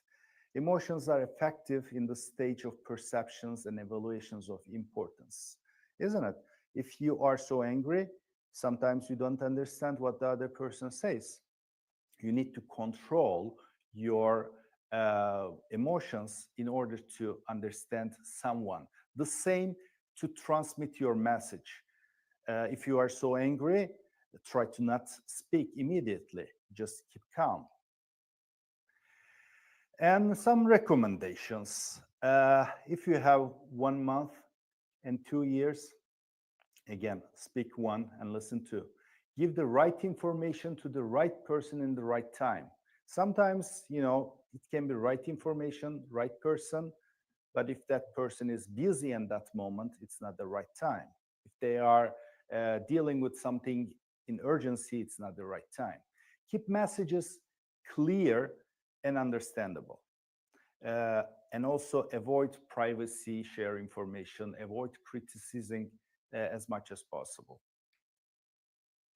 When it's come to the body language, it was a short introduction on communication skills, but just check these images, the same person in 3 different states. From the body language, you have the first communication takes place through the body language all the time. Even though we don't speak when we are face-to-face, the communication starts because I have mimics, I have a face, either I'm smiling or angry at that moment, and the communication starts with the body language.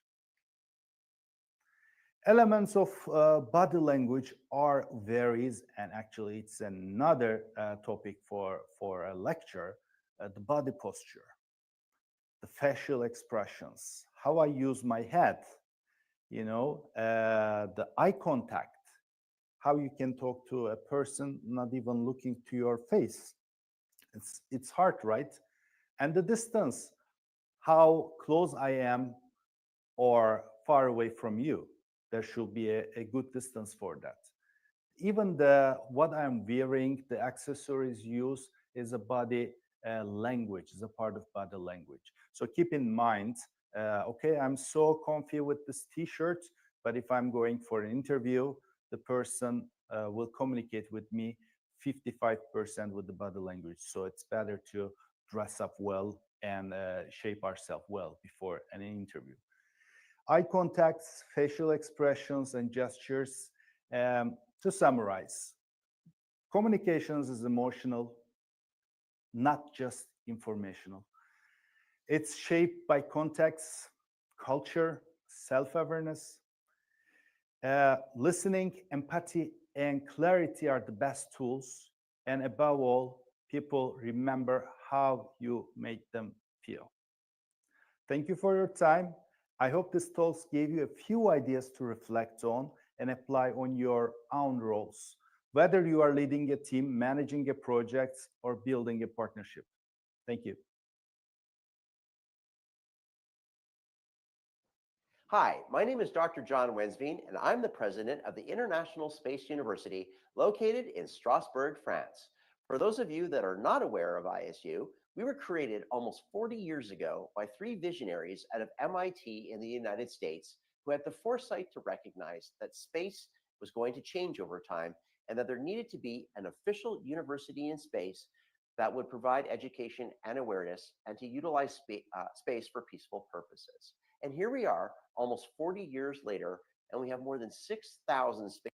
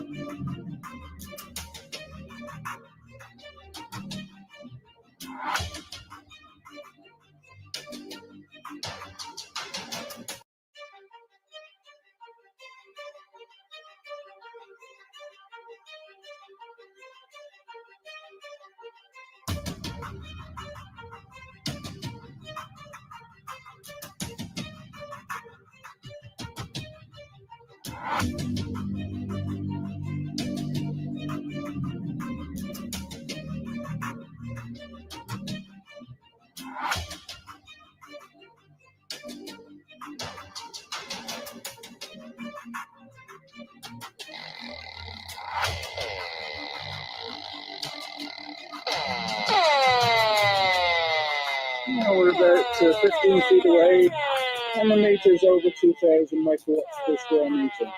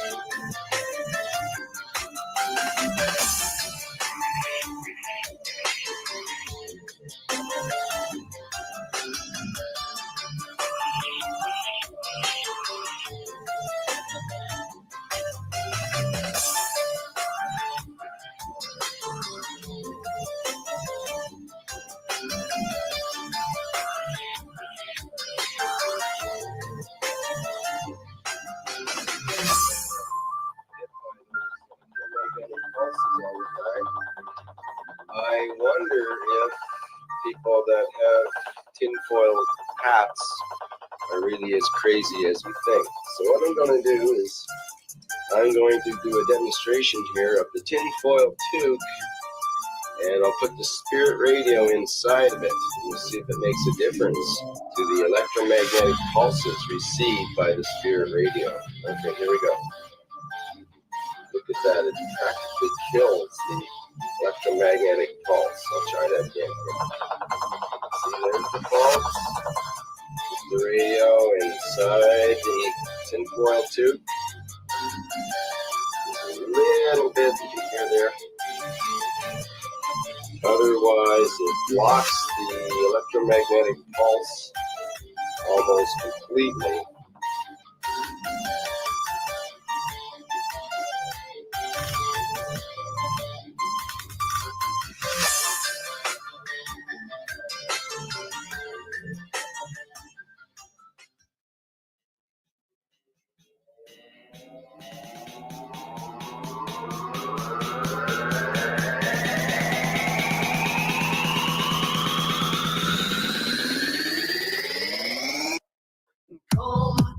As you are, as you were, as I want you to be, as a friend, as an all down on me.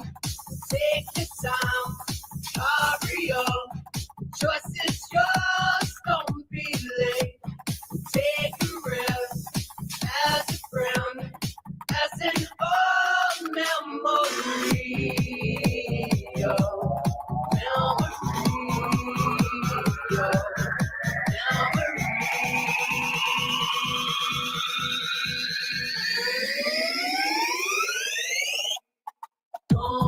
Doused in mud, soaked in bleach, as I want you to be, as a friend, as an old memory,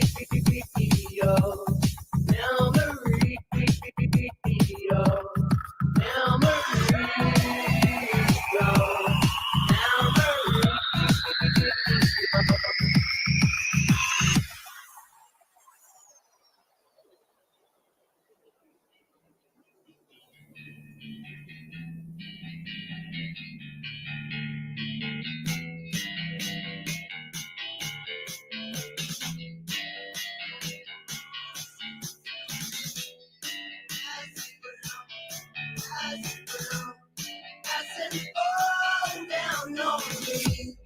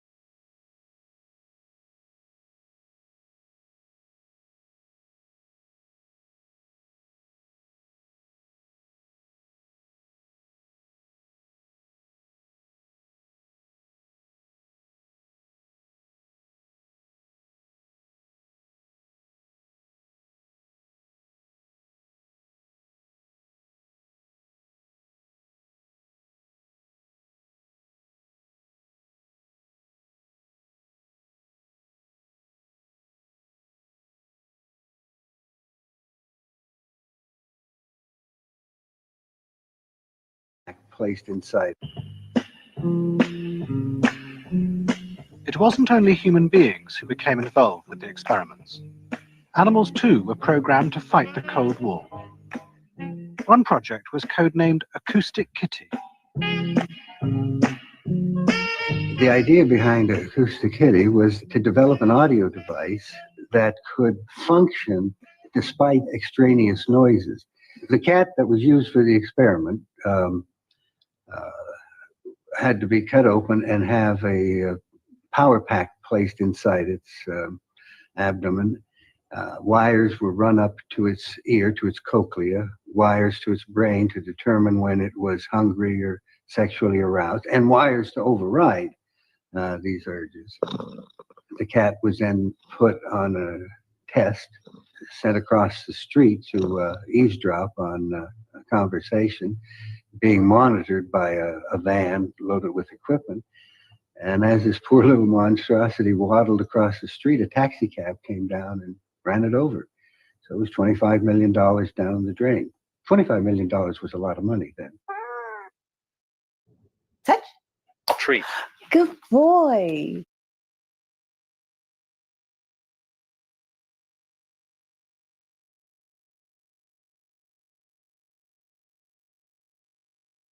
I just did a presentation on GK Sierra and talking about how potentially one of the models for their operatives could be to blend actors in as gamers to perform, soft kill and other types of operations. So what is a soft kill? Well, basically a soft kill is kind of like it's an electrical arc. And so I can kind of show you some slides to show you what like an electrical arc typically looks like, because it'll, kind of show you like you can see the electricity. It looks a little bit like a lightning bolt kind of crossing between two parts. Well, the arc, if you think about it, is just, an electrical field's coming from one point on the left and one's coming from the point on the right. And because they're doing something similar, they meet in the middle and create the arc, right? So the point is that what these people seem to be doing is potentially creating communities or buildings or areas where they're sort of like a trap of sorts, where if they want to have a person they want to perform a soft kill on, they'll try to get them into one of these areas that's hived into a larger DAS campus system or DAS system inside a single building. I mean, it could be something as simple as one room or an entire community, or just one apartment complex, or even just one room of an apartment or house. It's a lot of different ways this can happen. But the reason I'm concerned is because the people that seem to be doing this seem to openly signal that they're doing their own Auschwitz, but they're doing it with electricity, and they call it Arkowitz. And so I've seen this multiple times on Reddit boards and other things. So it's concerning enough to me. And because I have experienced some things myself, I want to talk about it. And by the way, in my last article, I said something about how I was trying to explain the technology about how it could be working. I'm still researching that. And so for the record, I am experiencing it. I'm just not a person who knows how to transmit it. So when I tell you that I don't know from firsthand experience, all I'm trying to explain to you is that no one's ever trained me how to create an electrical arc using ham radio bands. And so in order for me to find out how it's happening, I have to sort of reverse engineer it. But if this helps you understand how close the issue is to me, I'll show you the pictures of my scars.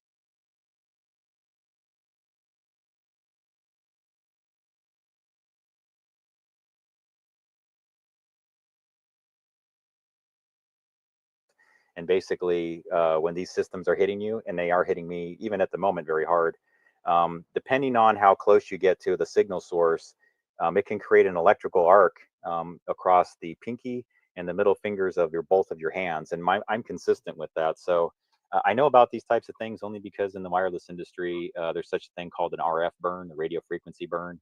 And it happens because, you accidentally hold on to a powered up amplified coax that hasn't been terminated, meaning it's not plugged in. And so it's amplifying a high power signal, and maybe you touch it against some power, and that creates an arc, and then you get a scar that's called an RF burn sometimes. It's because it'll go through central points inside your nerves. So, it's pretty consistent with that. So I just wanted to share that with you. So yeah, obviously I'm motivated to find out what's happening here. So I've been kind of doing research, trying to determine how might this be happening. And I do have a lot of slides I can show you. I'm going to try to get through them as quickly as I can here.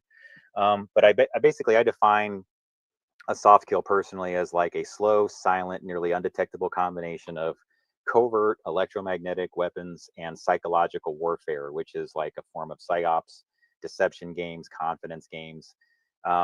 And they do this by manipulating the perceptions of their target. They use spheres of influence as the model. I'll show you that slide. It's just, it's really basic. I mean, it's not that complicated, guys. When you, ladies and gentlemen, sorry, when you're doing this, and when they're doing this to somebody, they're surrounding that person and trying to manipulate every aspect of their perceptions to tell them that the situation is hopeless, they're completely isolated, and nobody wants to have anything to do with them. That's really the goal. And I know that seems strange, but it's like once you understand how technology plays a role in creating this perception, you'll grasp what's going on here. And I'm going to take you through the hardware pieces and everything through that here shortly. So the reason they do this is because once they've got all of your perceptions managed and people have effectively isolated and given up on you, then that allows them to sort of create narratives surrounding your reputation, because now you're isolated, you're not in regular communication with people. Now the hardware parts kicks in, and now you can kind of understand how they can take control of your life without even you knowing it. And while this is happening, let me put it this way: like they get people in a lot of different ways, from what I've seen and I've experienced. Some they trick you into like saying that they can provide you maybe with a place to stay if you'll help take care of a disabled person. So you're like exchanging, taking care of somebody in exchange for that, and then you find out that the person's not actually disabled; they're actually running, some radionics, and it's just another way to gain your confidence. They have a team of pro actors that train people how to be, not pro actors, but professional actors, that they train to do this, and they can stay on standby because they work in both the entertainment industry, and sometimes they're volunteers at the fire department to gain their access to these radionics. And there's a lot of different ways the ecosystem works, but I don't want to get too deep into that. But and I don't want to take the emphasis off that they use elderly sometimes to do this, or they do honeypot type scenarios, confidence games. They have a lot of, because it's an acting community, they have a lot of attractive men and women that they can kind of run honeypot scenarios, on the opposite genders. There's a lot of different ways that they gain the confidence of the person to get them into the place that they're trying to get them to. But the point is to set the conditions through which the target will want to come to their central location, where they will be hived into what's called a DAS, or a distributed antenna system. So getting into that, one of the things that I've noticed is that there seems to be some specific hardwares that they're choosing. And I'm not going to suggest to you that the people who make this are behind whatever's happening. It's just that they seem to be using a combination of, and not exclusively this, but of Solid Technologies distributed antenna system hardware, specifically Alliance and series equipment. And they seem to be putting an emphasis on what's called a Titan amplifier. And that's relevant to me as a person that used to do in-building work and engineering work, because that's a very high watt amplifier that's usually designed for like outdoor systems, meaning 20 watts would be the kind of power settings that you would have if you were trying to send repeat a signal down a long highway, for example. So they're using these for in-building scenarios, which says to me that they need to have enough power to send that signal through multiple buildings across a DAS system, which would be like the campus distributed antenna system, like I'll show you in the diagrams. So why is that relevant? Because, well, they call the same company has this other thing called Safe Buildings Coalitions. And so I got thinking about this a little bit. Well, what if these people, their definition of safe was getting people that they don't like or their political enemies into that safe building, quote unquote, not saying that's what Solid does or that's their motivation, but, if this were the model, then it would be important for them to be able to get people in a central location, because they can economize everything, you see. And if the building has been pre-wired for it, and as a quote unquote safe building according to their records, then yeah, these will have pre-wired or reconfigured wiring that'll interact with the hardware that'll integrate these amplifiers, these distributed antenna systems, and things like that. So now the reason why that should concern you is because basically what these DAS systems can do is they can be concealed or they can be out in the open. So I know this from my job experience, because I used to do ones that are out in the open. It was my job. These are ones that people requested. These are nothing nefarious. Regular in-building systems are designed just to improve coverage where you can't get it normally. So what these people are doing is taking that good concept that normally does nice things for people, and they're just like weaponizing it to where they take that same system that should improve coverage and they just use it to trap coverage. You see what I'm saying? So that when you walk into one of their buildings, that now you're inside their DAS system. Now you are in their trap. You are not going to be able to use your cell phone without it going through that DAS system before moving on to the cell phone network. And so they do that by integrating what's called like an eFemto cell. you might have seen an episode if you follow the show Mr. Robot. They had an episode that involved an e-femto cell. I think it's in season 2. There's this whole elaborate setup where they place one of these in an FBI office to capture their traffic. And so I just wanted people to know that that's actually a concept that could technically, I'm not saying that that one in there did or does, but that is something that's possible on a technical level, which kind of impressed me about the show at the time, is that these people are able to mimic what are called e-femto cells or network extenders, hook them into, as a signal source, hook them into what's called the distributed antenna system or DAS. And these are manufactured by companies like Solid Technologies. And then once you run them through a series of these Alliance series, conditioner cards and these 20-watt amplifiers, you can now extend that signal to an entire area. So say, for example, they wanted to capture everything at a mall and all the apartment buildings surrounding it. They would just install a campus DAS, and then they would have these e-femto cells that were set up at their target locations to where it was capturing all of the cell phone traffic and everything else like that. So they could do that a couple different ways. They could either actually have a real e-femto cell hooked into it as a signal source. And another way they could be potentially doing it is by using graphics cards, which have pretty amazing capabilities nowadays, and reconfiguring them as a transmit and receive signal source that basically mimics a cell site and is able to plug right into the system. So again, this is based on some research, and I have actually measured some strange anomalous signals. So I am speaking in kind of general terms, but I do have data that I've collected about this. So anyways, so the point is that since these operatives consist mostly of non-military actors, occultists, I'm really a lot of occultists that I've identified. Again, I'm speaking to you somewhat from personal experience with some of these people, but I don't know that they're specifically GK as it were, but I know that the people that do this is their methodology.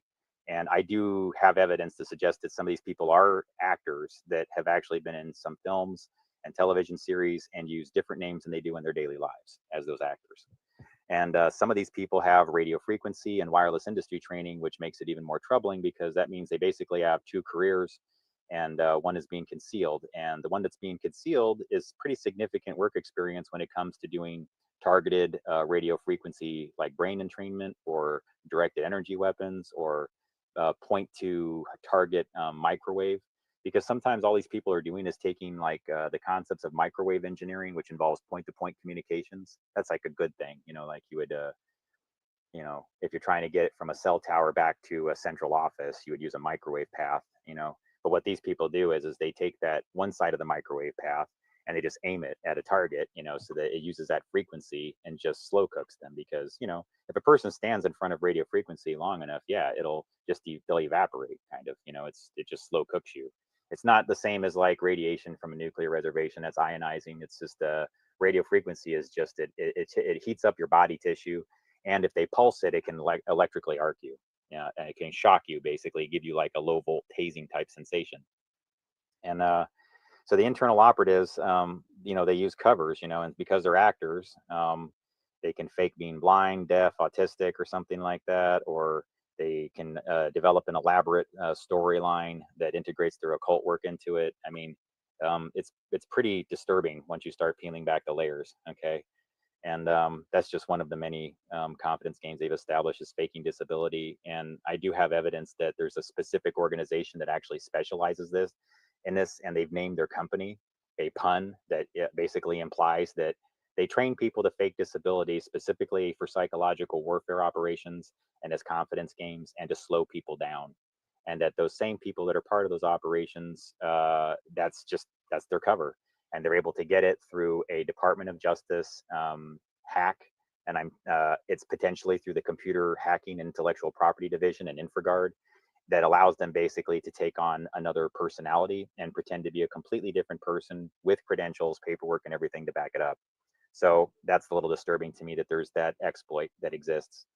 So the point is that once they get one of these actors and they have all the hardware and everything like that, and it's installed inside the building with a DAS, once the target moves in, they can now access everything because, you move in, you just trust that when you plug your power in, that you're just getting power, right? Well, not in these houses, not in these apartments, because when you go into these places, they've installed something called Ethernet over Power, where when you plug in your cell phone, you think you're just getting power, but what it's actually doing is it's backing up your phone like it would if you plugged it into your laptop, because your wall outlet is not just a wall outlet, it's Ethernet over power, meaning it's going to go back to a central PC or server that's going to back your phone up into what's called a ROM file or a mirror, or it's going to take a mirror of your laptop if you have it plugged in long enough. And let's face it, most people need to get battery at some point, you know, juice backed up and everything. So it's going to happen. And then they got your mirror image. So you can see what happens is that once you spend a little time inside this building, they basically own your entire life. They got your passwords, your emails, your text messages. They got every part of your life. As hackers say, they own you, you know, and they can now mimic your financial sites. They can steal your logins because you're not getting to see the internet as it truly is. It's being run through their DAS. It's like a proxy server. So everything that you think you're doing is it's going directly to the internet. They're running through either separate conduit that's going to send it through their hardware before it moves on to the internet, or they have some type of wireless hack that's going to intercept whatever you're doing before it can move on to the network. They typically will do this hardwired, and I can show you an example of like what happens if somebody tries to install some conduit nearby. You know, there's all kinds of different ways to reroute a person's traffic, because typically the people that are behind this, they'll gain ownership over the building or the management, and then that gives them access to be able to make changes and authorization to make, you know, the maintenance changes, rewire certain things. And I'll show you a little bit of an example of what that looks like too. So, but getting more back to how this all works, basically, once you're inside that DAS system and they have you in the eFemto cell, they'll then integrate what's called, you know, and it's not always this exact device, but it's called a Harris Stingray. And there's something that can basically, they're sold to law enforcement so they can, like, you know, monitor text messages in and out and all the different phone calls from a select cell tower. But the people that are selling this equipment, they'll sell it to both law enforcement and they'll sell it to criminals. They don't care. And I guess they must see it as that, you know, they're creating problems, and that they have people that they can sell it to solve those problems. So as the dealer of all the wireless equipment, they don't seem to care. So I don't know. You know, that's just something I've heard.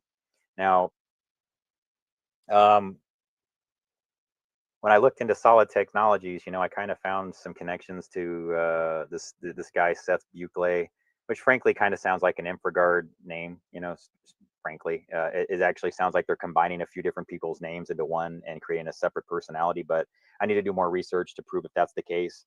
But when I tracked the address down, I was really surprised to learn that Solid Technologies, which has been a pretty large in-building system manufacturer, amplifiers and that type of thing, fiber optic paths, that they were based in, of all places. Now, again, I need somebody to verify this to see if this record system's lying to me, but said that it was in Winston, Oregon, near Roseburg. And so when I zoomed in on that address out there, I was like, well, wow, look at this.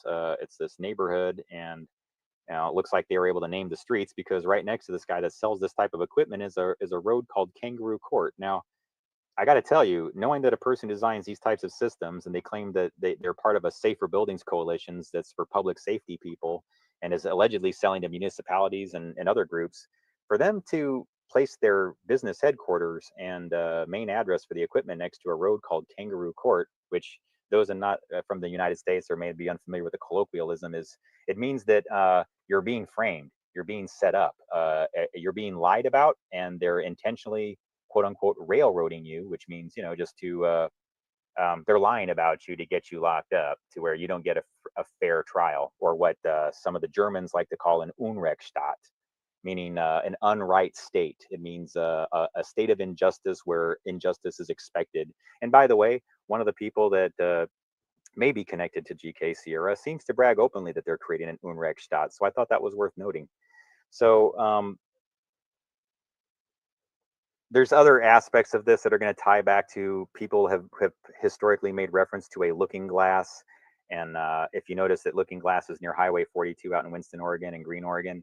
I don't want to get into that right now. I'll cover it on another topic. But yes, for those who are familiar with my other interviews, you must know how those stories parallel. But just so you know, I think that that's kind of a psyop from that group, just so you, and I'll explain that later.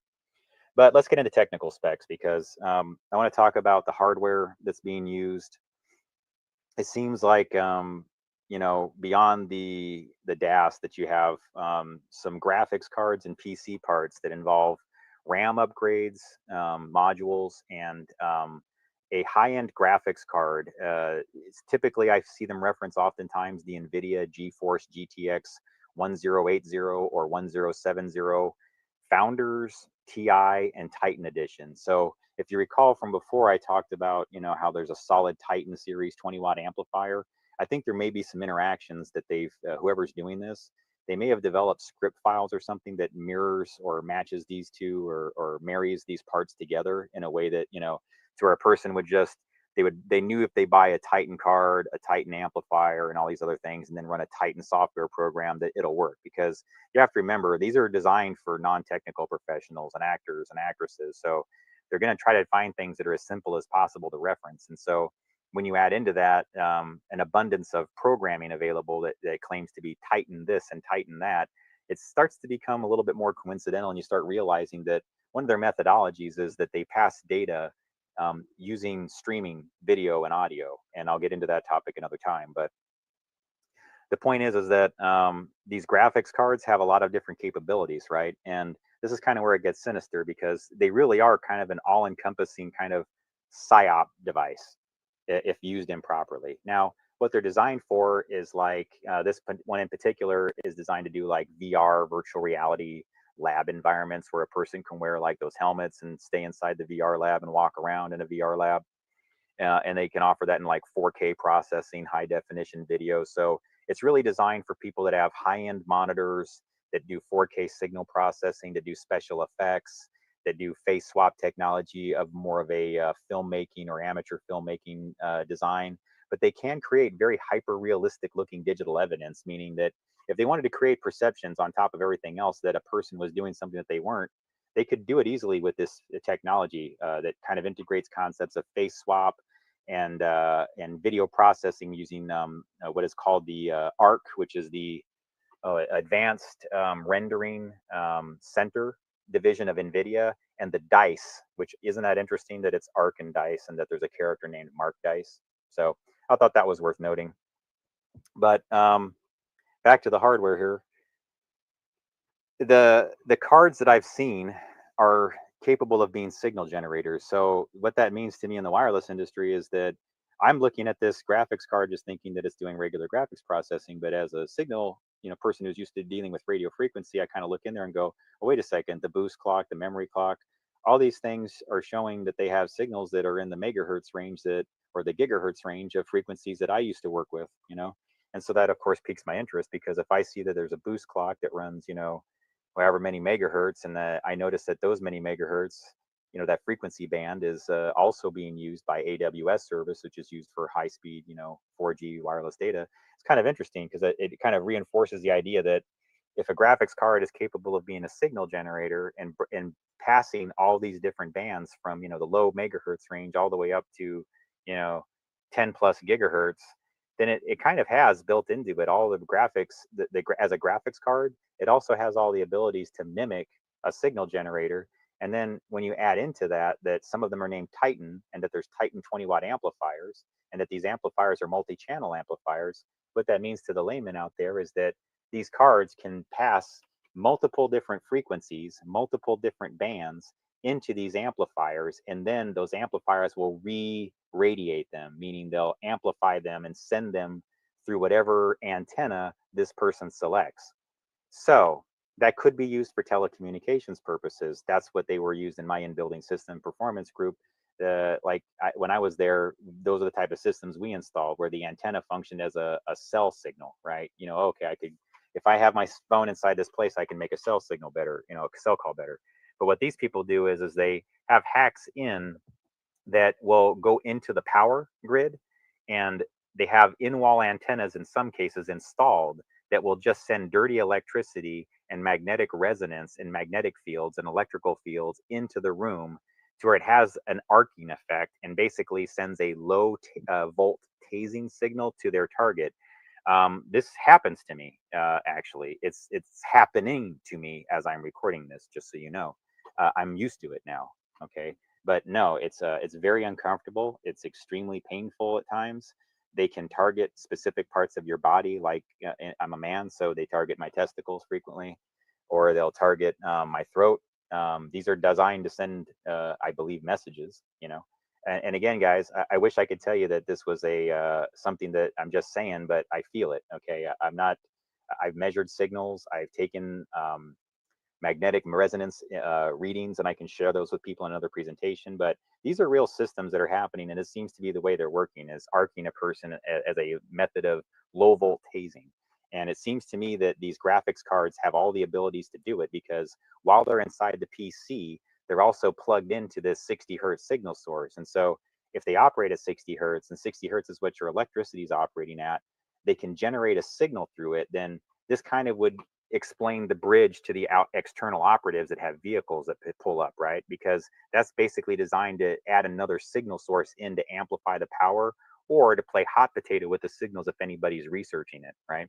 So if you think about it, a person with a graphics card on the inside, they would just be sending a signal to a specific outlet. So say they're in room 1, they would send that signal to room 2 where their target is. Now the person from Hammer or one of these similar types of ops that are doing ham radio would park outside. They would know to aim their antenna at the window of bedroom 2 to match the signal that's being generated from the PC in room 1, you see? And that's how I think they're creating the arc potentially. But again, this is based on some signal measurements, but I need to have more sophisticated equipment to definitively define these things. So I'm not prepared to tell you every single signal and everything, but just to let you know, I have created, or rather I have lots of slides to prove that there's electrical fields, magnetic fields, and I show you what they look like next to the signal sources. So that's relevant because it seems like water heaters are being integrated into the systems, and they use these parts called watt.com, and I've seen this on more than one system, and it's this blue ring that stays on the top, and then it seems like there's a hack into the water heater, but because I'm not a plumber or an electrician, I don't really know the precise mechanisms of how they're doing it, except that it just looks anomalous to me. And whenever I'm experiencing a low volt tase, I can bring my test equipment back to the water heater where all these parts are and measure very strong magnetic resonance and magnetic fields and electrical fields exceeding the levels of extremely dangerous. Meaning, I believe 500 nanotesla is the measurement for safety on a magnetic field, and I can sometimes max the meter out by putting it near some of these devices that I think are the signal sources or the walls. And sometimes, like from the wall, I'm getting around 1,000, or sometimes it'll even max out the meter at over 2,000 nanotesla. So it's pretty serious. And again, I can show you my electrical arc burns to prove that it does happen. So that's relevant because in addition to that, all those capabilities. The one thing I have not mentioned to you yet is that these cryptocurrency companies, this is their core hardware, is NVIDIA graphics cards. This is what they use to do their mining operations. This is what every company that has a exchange is using. They're using NVIDIA graphics cards. So in addition to being capable of being a signal generator, eFemtocell, being used to create digital evidence, face swap technology. Now you add in cryptocurrency into it. It seems like it's an all-encompassing geek device to do a lot of nefarious activities if a person isn't being monitored carefully, So getting back to the software, I'm going to cover more of these topics in detail. I'm just trying to give you more of a broad overview here. But the software platforms that I'm noticing that they're using is, as far as the gaming goes, has a strong emphasis on Steam by Valve Corporation. They're a company based in Bellevue, Washington. That's interesting to me because the city of Bellevue, where Steam by Valve Corporation is located, has a pretty extensive distributed antenna system project that they did and partnered with Solid Technologies on. So it kind of seems like less of a coincidence that all these groups are working together. And because I happen to know somebody that had a relationship with the city of Bellevue, I happen to know somebody that seems to be using Steam by Valve Corporation software in great deal. I also seem to know people that have exploits into energy grids, potentially. The marriage of all these coincidences just don't feel very coincidental, but I'm willing to sidestep that topic for the time being. But the point is that the software by Steam by Valve Corporation also has a connection to this term Nexus. All right, and I want to get into that in more detail here really quick, and I'll go into further detail later. But the point is that Nexus is like a common word that they're using. Okay, and the first thing they do is that in Steam by Valve Corporation, there's a company or a group called Nexus Mods. Well, I noticed that there's some strange anomalies with those mods. Is a lot of times they're just like voice files or face files, or you know what I'm saying? And so it occurred to me that this is probably the way they're doing face swap and creating digital evidence or faking people's voices to the people they're doing this to, is they just blend it in the gaming environment, download the Nexus mod file, and it has the person's voice that is going to be the target or whoever they're trying to fool. So say if somebody wants to pretend to be like, I don't know, a relative like your uncle or aunt or something like that, they could easily just do it by having a small sample of that person's voice as a Nexus mod file. Then they add it into their gaming environment. And so the person just sits there, pretending that they're on their controller playing a game and that they're talking to a friend or something like that. But they could actually be creating a disinformation clip, and you wouldn't have any clue because they're blending it into the background, you see. And they're using a graphics card. It just seems like they're playing a video game. You understand? And it's not just that, it's that I started noticing that there's a Nexus Valve company that offers these parts that say watt.com. There's a Nexius that does installation of in-building systems like this that are incapable of arcing a person electrically. And then once I followed that company back, guess where it wound up? Guess where I found Nexius? At Leidos. And Leidos is spun off from SAIC, which is Science Applications International Corporation. And now we're back to Bob Baester and his troubling history.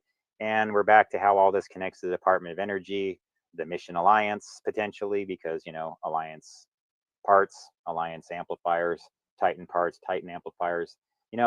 I don't know if these are just exploits that somebody else determined and they thought that they would add in, as naming conventions, or if it was always part of it, or maybe it's just a coincidence. It could be any of those. But once you start seeing how all these things tie together and the way they seem to be interacting, it won't seem like much of a coincidence. And I think I'm going to end it there for now. But what I'm going to do is keep in mind some of the naming conventions. I'm going to get into more esoteric data probably in the next series, because a lot of the people that are involved with this are occultists. Okay. And I'm trying to separate that material, because I know that some people see the word Nazi or occultist and they freak out. It's sort of like nobody wants to come near certain words. They're like buzzwords. Look, I'm not going to tell you they're all Nazis or even occultists necessarily, but there's a thread and a pattern of this Nazi occultism that seems to be within these groups.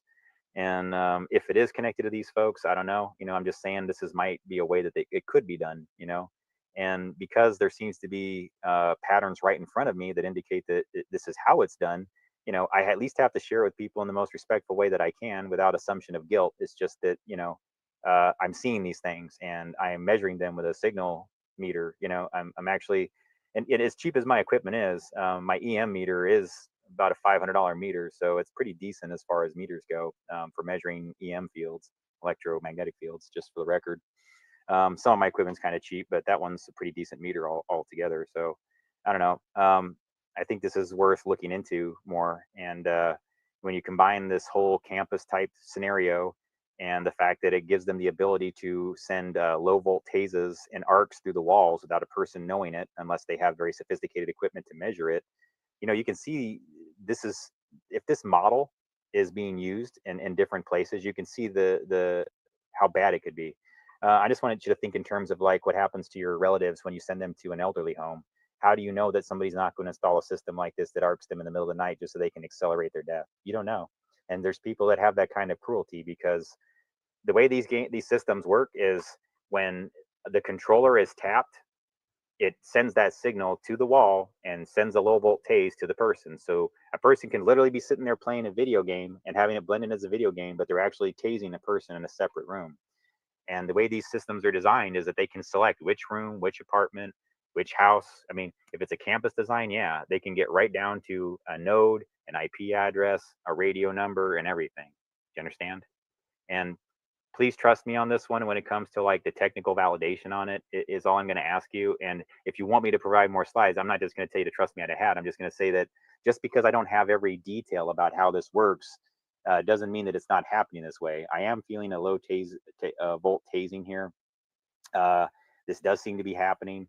I've received reports from many other people that this is happening to them. And I'm just trying to understand, why is it allowed? And then it occurred to me that, yeah, they've developed some type of psychological warfare campaign on their targets to basically convince people on the outside that whoever this person is that they're doing it to deserves it. But If you knew what I knew about some of the people that were creating these programs and running these systems, you would be very disturbed that you've trusted their data sets. And that's about as much as I want to expand upon that at this moment, except to say that anybody who would like to have a personal conversation with me and any of these people in a secure environment with law enforcement, I'd be happy to do that if it's about security credentials and things like that, because this is too serious, guys. They could be putting these things into daycares, and then when you integrate VR lab environments into that, it gets super disturbing. You got to think about what these people are into, okay? It's very, I need you to really start taking some of these things seriously involving these systems, because they are creating their own Arkowitz, you know, it's their inside joke, okay? I see it in Reddit boards, it's on there. They're using computers, signal generators, intelligent transportation systems in cars, a whole nother topic. A lot of different methodologies to create these low volt tasers, because they're extremely difficult to detect without the right kind of hardware. And after you do, try to complain about it. Try to report it.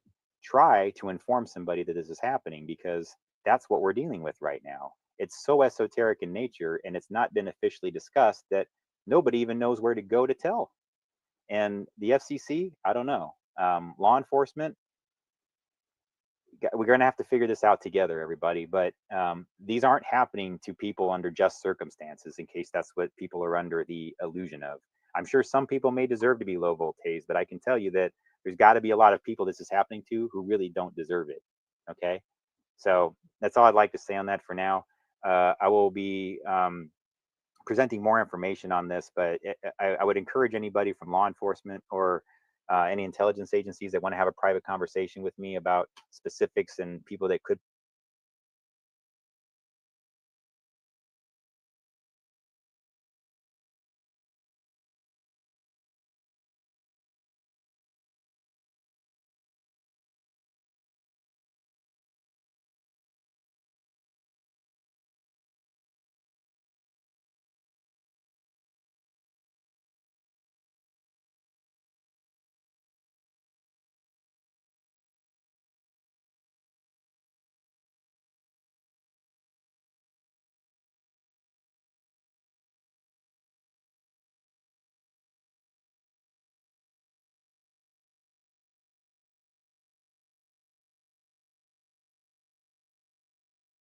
about the hologram effect and hologram illusion industry is the ability to beam anybody from anywhere to anywhere in real time. So what we've decided to do is we shrunk these giant hologram stage apparatus from big arena stage pieces into what you see right here. This is Portal. It's the size of a vending machine. It fits in the corner of a room, and it beams in a 4K resolution image in real time. You can create, you can beam anybody from anywhere to anywhere in real time. And when you're looking into the camera, you're looking into your audience's eyes.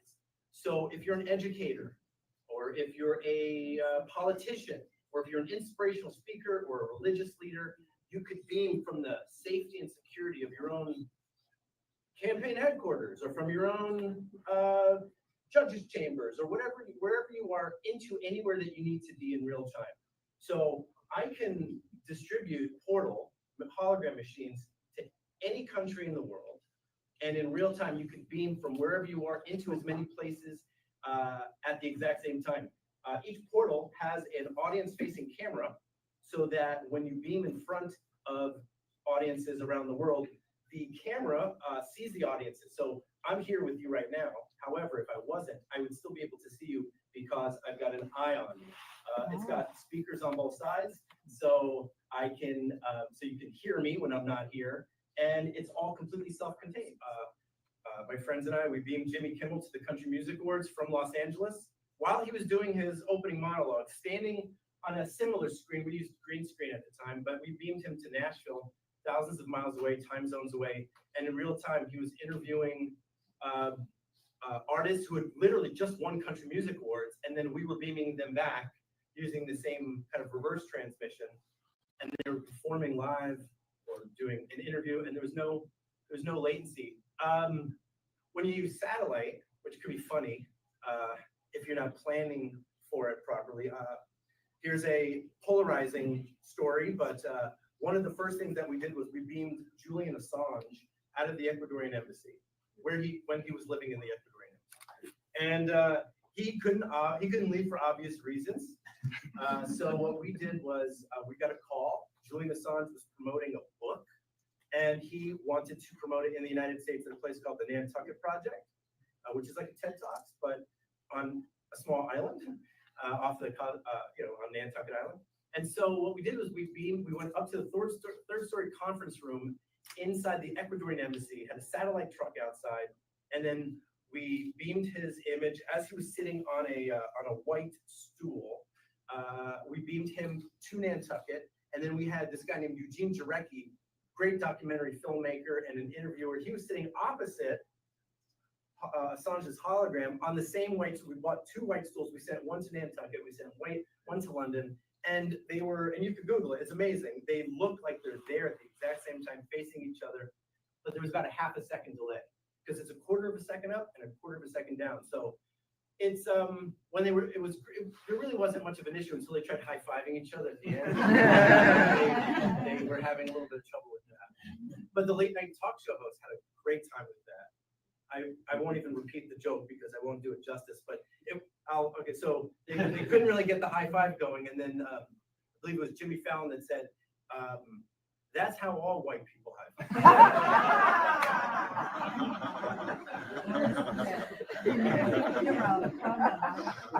So there's late.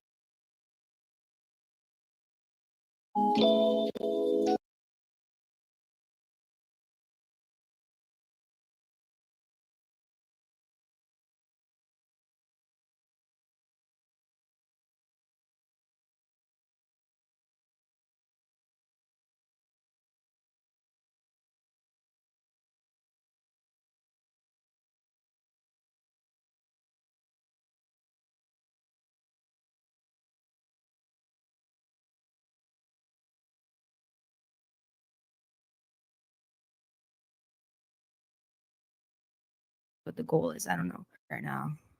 I know you guys probably heard this from Alex Jones a couple weeks ago about the chimera experiments that they're doing. Experiments where they crossbreed people with animals in a laboratory in order to create some type of creature from which they can harvest organs to save human lives. I guess that's what the goal is. I don't know. It's like they're trying to find a loophole to create something that they can just kill and use its organs for. Because you can't just farm people and kill them, right? They're trying to create something that has no soul so that they can harvest it for body parts. Braving the funding ban put in place by America's top health agency, some U.S. research centers are moving ahead with attempts to grow human tissue inside pigs and sheep with the goal of creating hearts, livers, or other organs needed for transplants. The effort to incubate organs in farm animals is ethically charged because it involves adding human cells to animal embryos in ways that could blur the line between species. Last September, in a reversal of an earlier policy, the National Institutes of Health announced it would not support studies involving such human-animal chimeras until it had reviewed the scientific and social implications more closely. They won't support it, meaning they are not going to fund it. However, they're going ahead with these experiments regardless. Let's look up the definition for chimera, because it's a weird word, isn't it? A fire-breathing female monster with a lion's head, a goat's body, and a serpent's tail. So it's a monstrosity, basically. In a statement, they said that they were worried that there's a chance the animal might develop a cognitive state that could be altered if they ended up with human brain cells. They might be human. The argument is, are they sentient, and should we be doing this to them? It's terrible. This is just awful. Scientists have begun such experiments with the support from other funding sources anyway, including from California's state stem cell agency. The human-animal mixtures are being created by injecting human stem cells into days-old embryos, then gestating these in female livestock. Now, you would think cows, because we're supposedly very closely similar to cows with our DNA. There's been a lot of cattle mutilations lately, believe it or not. And being that they don't have funding to get these body parts that they're doing all these experiments with, and it's possible that these laboratories are going out and mutilating cattle just to harvest their organs and use them in the experiments, which I always thought was the cause of all the cattle mutilations. I mean, it seems like it. Now, if you go to the news and you go to cattle mutilations, it's been going on in Kansas, and these are precision mutilations. They've almost like, just like the classic ones where they said it was aliens. Well, precision, no blood spilt, just precision killed, and parts of their bodies removed surgically. Just look into that. It's been going on in Georgia and Kansas. In this article, they linked to a presentation made at National Institute of Health's Maryland campus in November. It's a very interesting presentation, but it's about 6+ hours long. And amazingly, it only has 672 views. This is where they're telling you everything. They're showing you pictures of the things that they've made, these creatures, these poor things, but they kill them. Most of them, I think they have to kill them while they're still fetuses. I'm not sure what the rule is, but man, you guys just need to watch this. It's disturbing. It's been out since November 6th and it only has 672 views. But oh my God. So they're putting human genes into pig embryos and stuff like that, and then gestating that creature inside of the pig. But they're also using multiple different animals at once. Like they're crossing quail with a chicken. He's in this presentation somewhere. It turned out kind of cute. And actually, they allowed it to live. Embryonic stem cells. Okay. So monkey embryonic stem cells can form monkey pig chimeras after injection into the pig embryos. So monkey pigs. There you go. And I guess the pig would be the one to carry that pregnancy. But they did something with monkeys and humans. Let me show you. Such as monkey. This is ongoing work. We try to induce Robert Parkinson disease monkey's brain. This monkey similar work already the maximum. The monkey received the cell cycle. That's some change of the behavior. So that monkey received some type of human cells when it was in embryo or in vitro, whatever they call it. I don't know which one. Something like that. And yeah, that's what came out. It's a little monkey dude. This is just beyond disturbing. It's 6.5 hours of what the fuck did I just watch?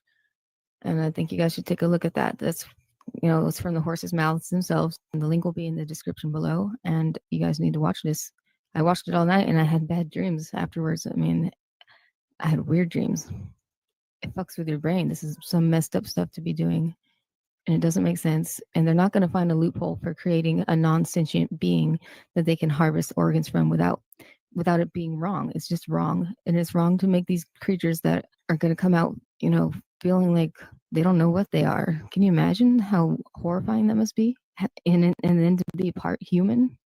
I mean, wondering, what are you? That's terrible. It's absolutely awful. They should be doing something else with the little funding that they have. Like, I'm glad they don't have too much funding, but I'm sure they can find it. I'm sure there's plenty of secret investors who will help them out with this. They're also doing mice crossed with pigs, mice and pigs. I don't know how that works, but they're doing that. It's just, like I said, 6.5 hours of what the fuck did I just watch? So you can skim through it, Just wanted to point that out to you guys. Messed up times we're living in. Thanks for watching. Bye. Here's why you choose.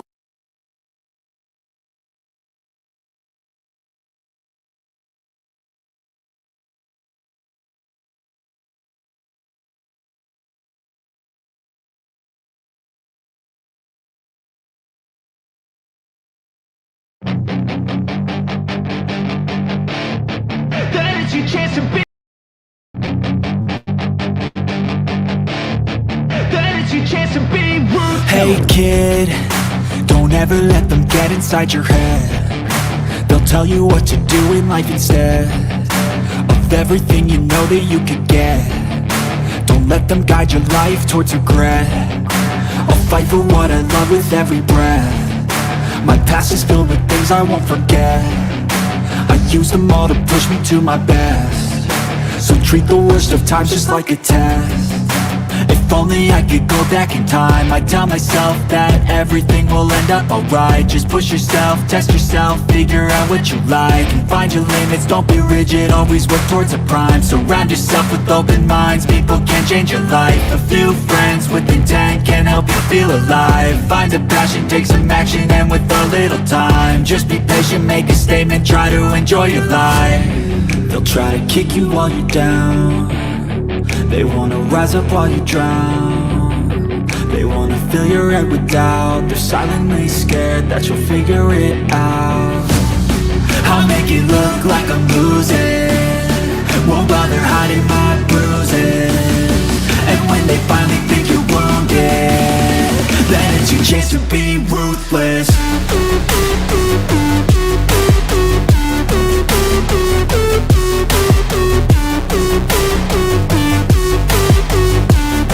Then it's your chance to be ruthless.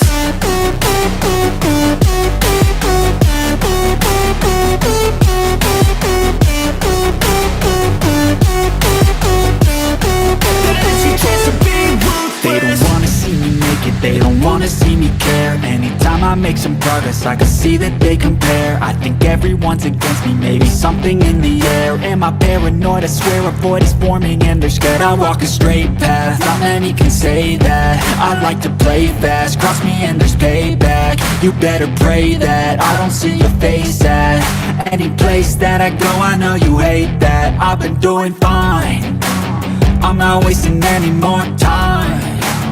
I live for the fight and the climb, and I think that the pain that's deep inside is what defines. So I won't give up, I'm gonna make it to the top. I don't care what's in my way, I swear I'm never gonna stop. I could fall flat on my face and I swear I won't get back up, cause I don't deserve a thing and the road ahead is tough. They'll try to kick you while you're down. They wanna rise up while you drown. They wanna fill your head with doubt. They're silently scared that you'll figure it out. I'll make it look like I'm losing, won't bother hiding my bruises. And when they finally think you're wounded, then it's your chance to be ruthless.